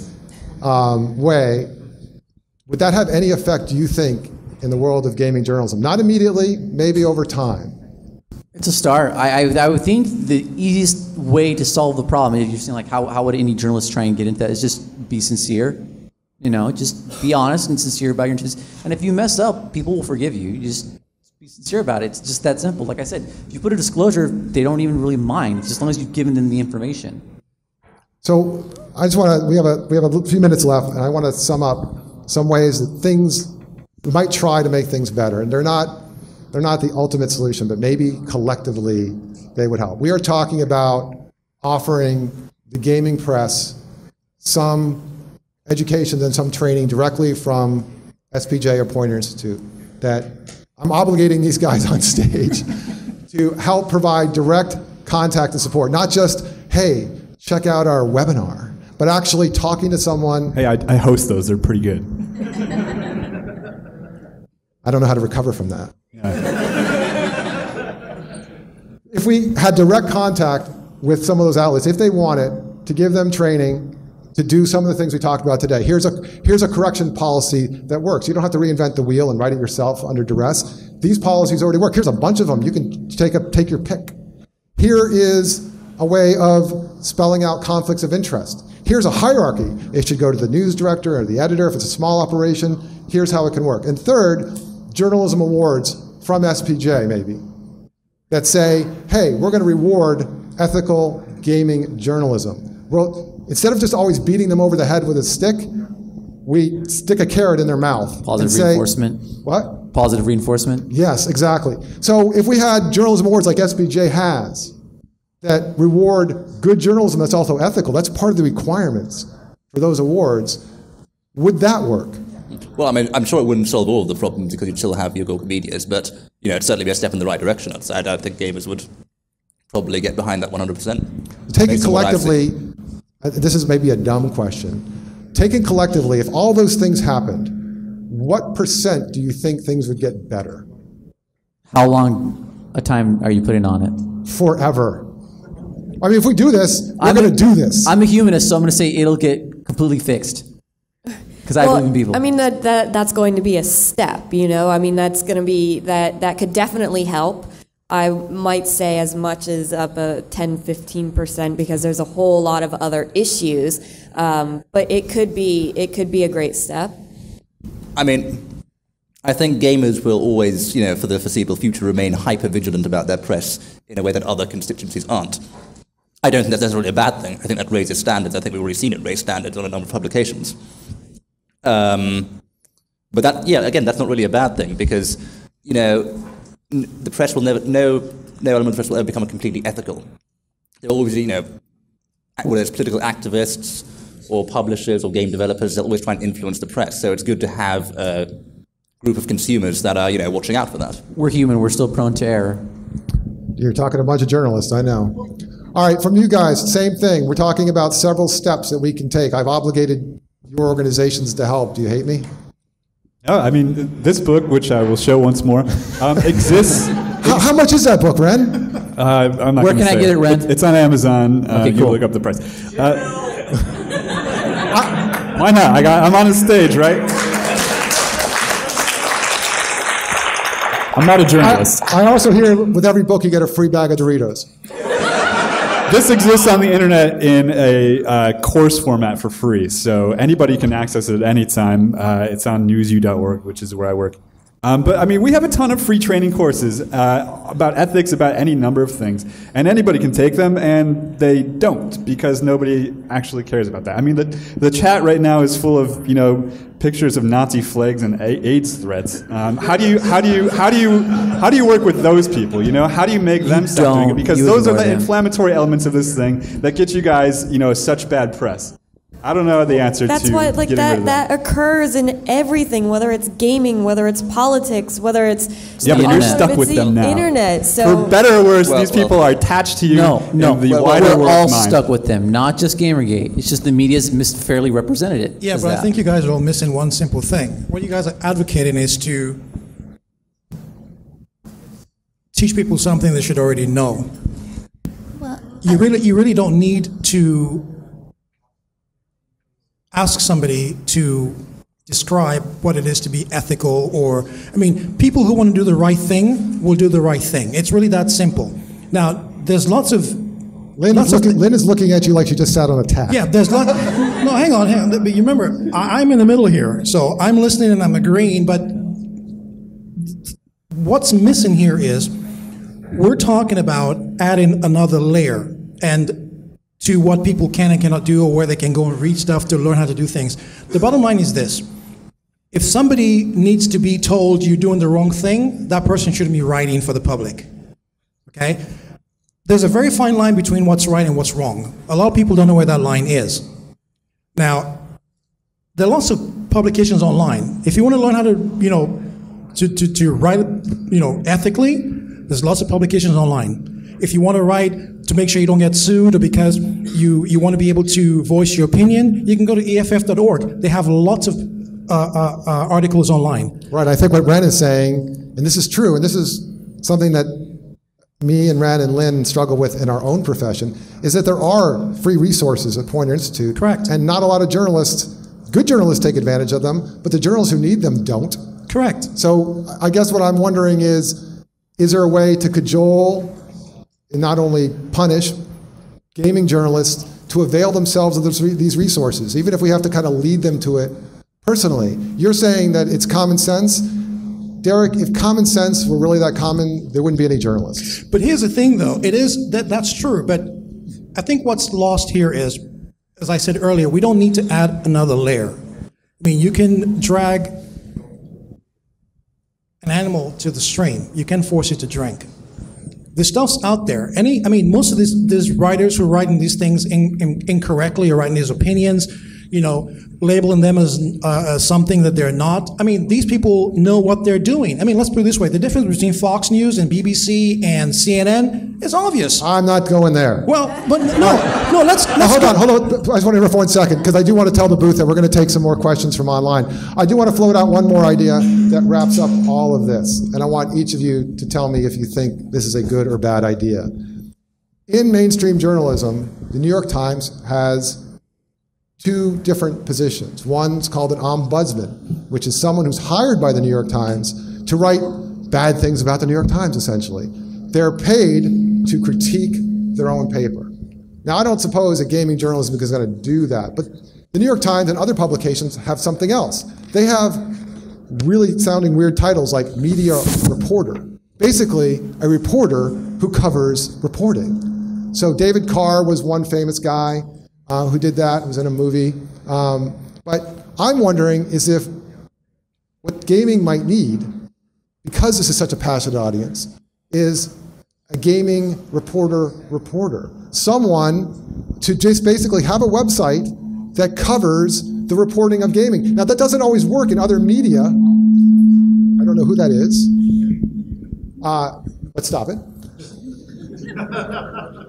But you're telling me that this community is much more impassioned. Derek, you're saying how this almost unhinged. They're that interested in this sort of world. A gaming media writer might be well read, well respected, and a place for everyone to come to. And that could be where gaming journalists would go to and realize, oh my God, I better fix that because I don't want to be shamed on this site. This sounds like deepfreeze.it. But it's not. Right, exactly. Because I talked to Bone Golem, and he is mortified at the prospect of being that guy. Right, no, hang on. He emailed me when I mentioned that, please God, don't do that. I assume because he doesn't want... I stand corrected. I assume because he doesn't want the eye of Sauron turned on him. So I am wondering if some journalist should do that. Maybe it's a journalist that's only tangentially connected to gaming, so they come at it sort of new and not with a whole bunch of baggage like Lynn and Ren were saying. What do you think? I think that's a great idea. It doesn't even need to necessarily be a whole new site, although to begin with it probably will. But if that starts and it starts getting readership, then that could lead to places like Kotaku actually hiring their own person. I mean, if you look now at almost every single news outlet, they have somebody who's reporting on the media. The Examiner has someone, Dylan Byers at Politico. I mean, almost every publication has someone doing this. So I think that it's a great idea if somebody out there wants to start this up and then eventually have it spread to more mainstream outlets. Yeah. Is it on? Okay, yeah. No, that is happening. It's a good idea that's happened. It's I have to disagree with Ren once again. Sorry about something earlier. He said that when you work in that area, it's unavoidable you make friends, and I would say that's false. It's not unavoidable you make friends with the people you're covering. I know Eric Kane, for example. He'll cover things and he'll keep a distance. He doesn't. He's from Forbes. From Forbes, yes. And Eric, he's kind of that's sort of something he does now. He's one of the few people who tried at the start to sort of like cover the media's, like report on the media. William Usher, who is a part of Gamergate, did a lot of. He's done it for years, even beyond me. I don't think he's like friends with any of these people. He keeps a distance. I wouldn't call myself a journalist, but I've done a little bit of reporting on it, and even I've tried to do it. But I'm not friends with any of these people, and it's unfortunate that you have to make some sacrifices if you want to do that. But I don't think it's impossible. Actually, what you were saying about someone to cover the gaming media and its problems, I think that's probably William Usher. I mean, he's done more than anyone, his blog.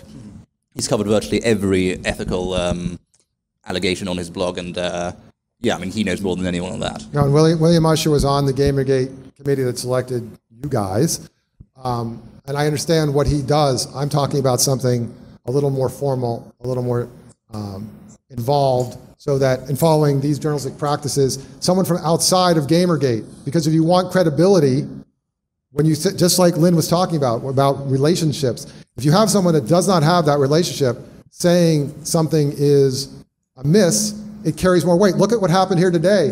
When these guys clapped, when these journalists who you do not know said something that you agreed with, because they carry more weight. It would have to be someone like that. Does that make sense to you guys?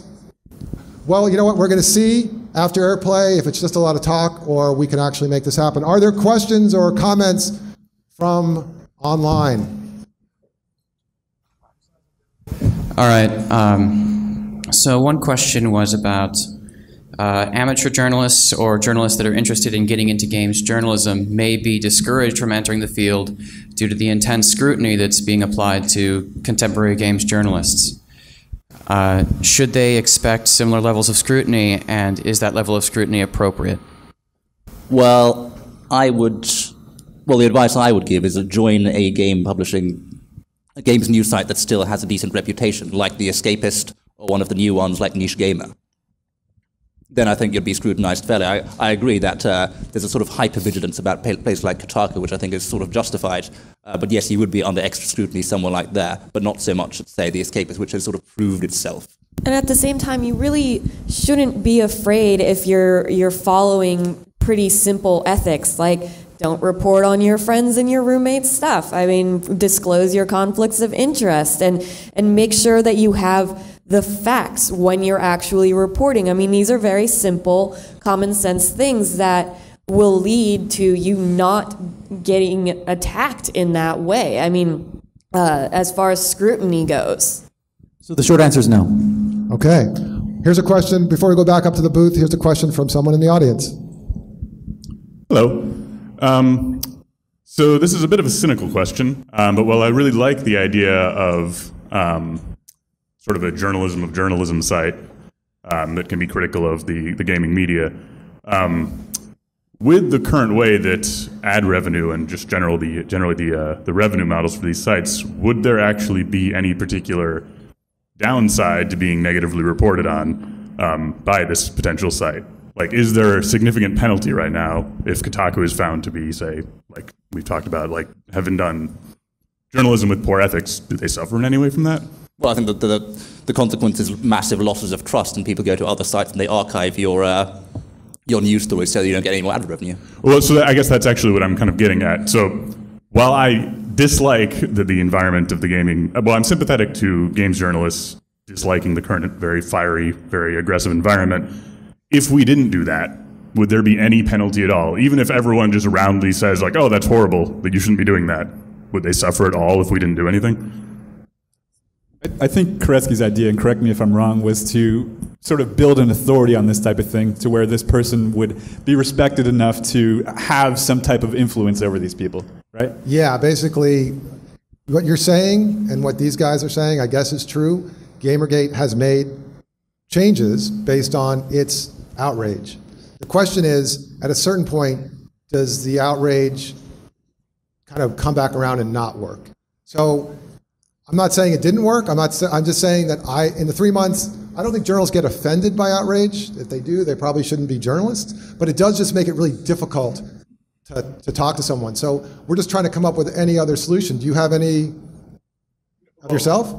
Well, no, so I mean, I love your solution. I'm just being cynical. I'm just cynical by nature, so I'm just wondering if there's... You're in good company, you're talking to journalists. I figured. I have learned that. No, I mean, I agree with your solution. I love it. I'm just wondering if anyone has any thoughts about like whether it will actually work and if there have been any conditions, any situations where it has worked in the past. I think it works as a sort of combination. You've got the carrot and the stick, the good cop and the bad cop. If you get it badly wrong, you're still going to have a massive backlash.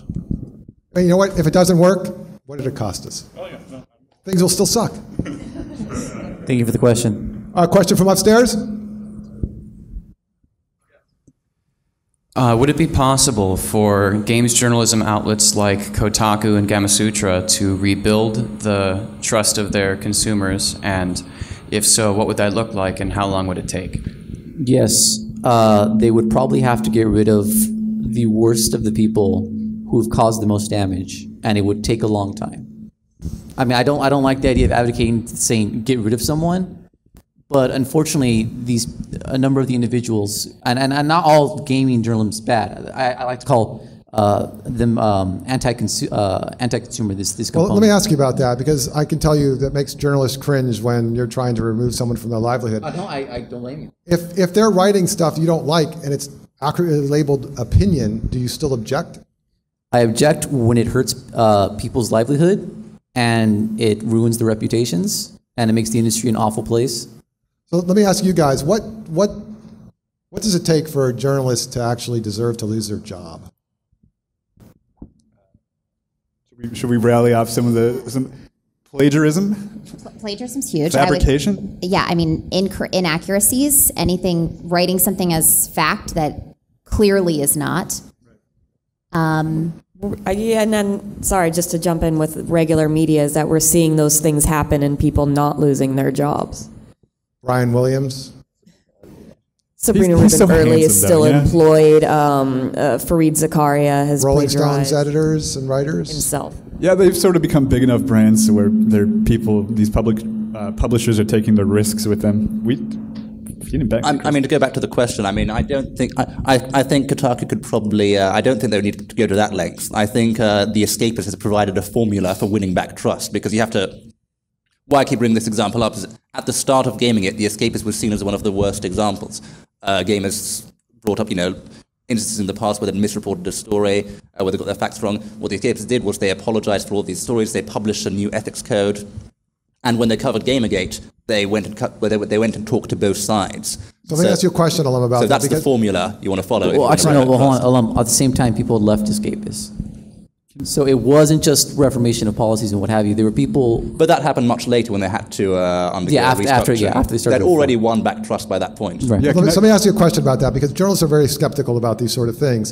Did they win back readers because they just changed what they were writing? They changed the opinions to be something Gamergate liked, or did they still get the Gamergate audience and write stories that Gamergate did not like? Yes. That's the test. Yes.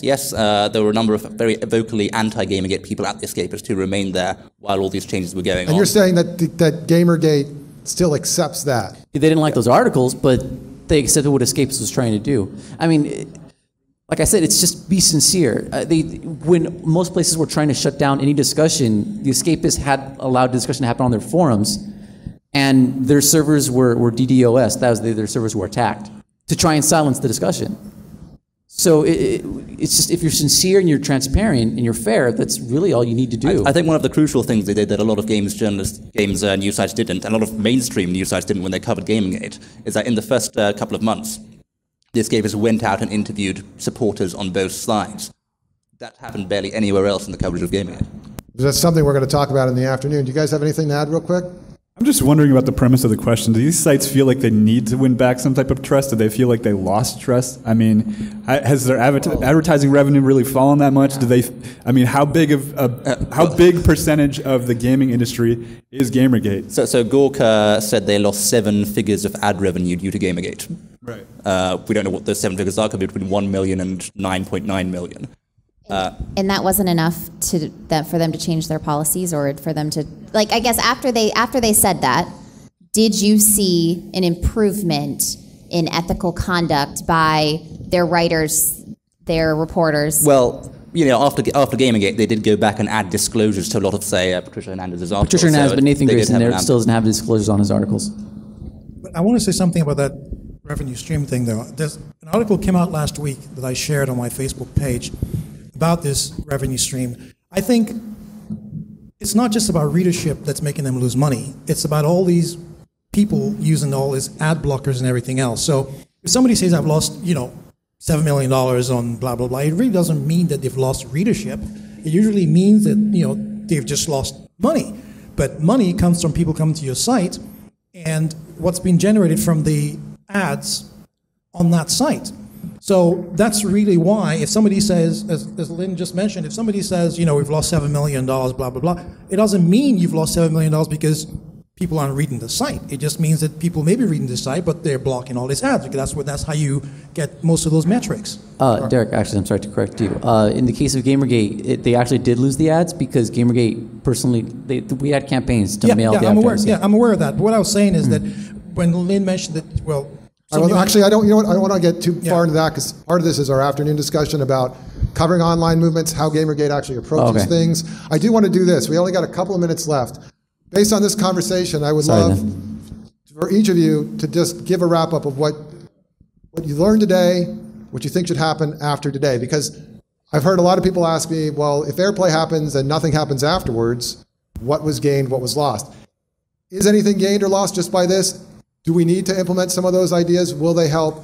What do you suggest? Do you think there should be more discussions like this? Just talk to me about the past 2 hours and your impressions. Anybody can start in any order. All right, I think that this was a good opening discussion. We definitely did not get to all of our examples. If I had known just how much the discussion would have occurred, I would have started with a different example. For instance, I know Alum didn't even get to like most of his stuff. Pros, yes. Right. So I think this is a good opening and a good beginning stance. And I think that, we got the admission from Ren and Lynn that the disclosure is a big breach of ethics, and that was something that gamers have been and those involved in Gamergate have really been trying to get to the surface. So I think that this discussion really helped bring that into the public arena, and I think that more discussions like this will bring the other issues in there as well. Well, what I've learned, what I suppose people watching have learned, or people who have only read the mainstream media have learned, is that claims that Gamergate is only about harassment and not about ethics are complete nonsense. But in terms of, what could happen now, like Ash says, there's so many other examples out there that, need to be talked about some more, I think. I think what I learned is that things were positive. I hope journalists who are watching this will see that you're not going to be, lined up at a wall and shot. It's as you guys saw from the applause. We're not against you. We're just against bad journalism. There's a component who's anti-consumer and sort of just wants to make their own clubhouse. If you're sincere and you make mistakes, we don't mind. I mean, we make mistakes too. And then if anyone is a young journalist student and you like games, go for it, because now's the time. There's a demand for some better journalism.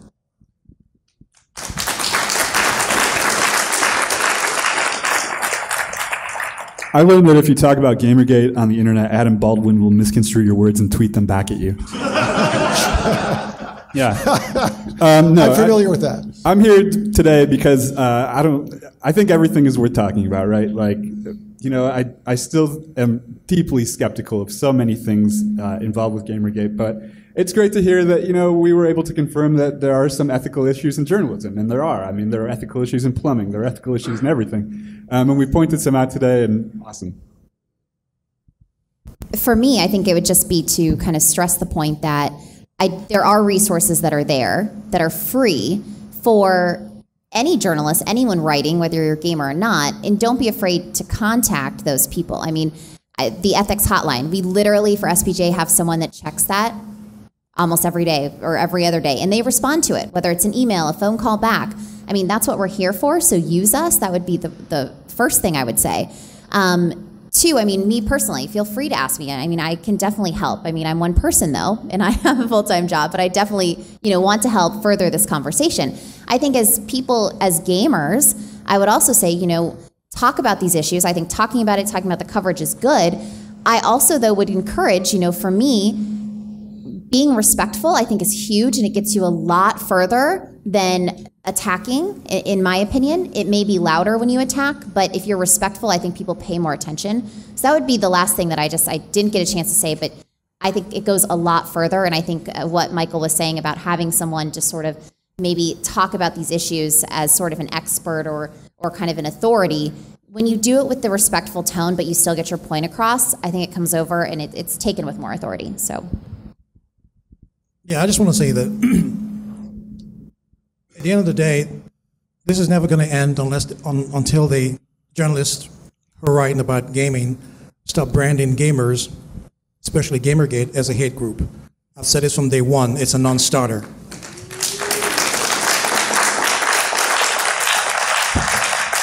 I, as a gamer and a game developer, I didn't believe it then. I don't believe it now. I never will believe it that Gamergate was ever about harassment, ever about misogyny, or ever about any of those things. You're on the afternoon panel, and that's going to come up. And that's pretty much, that's all I have to say. All you have to do is just look at it from a gaming standpoint and not from, all this other noise, because that's what sells. All right.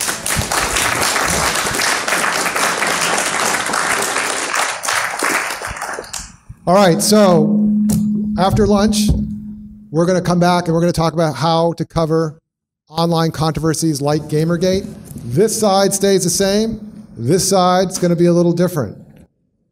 We have 1 hour for lunch. See everyone back here then. Thank you very much.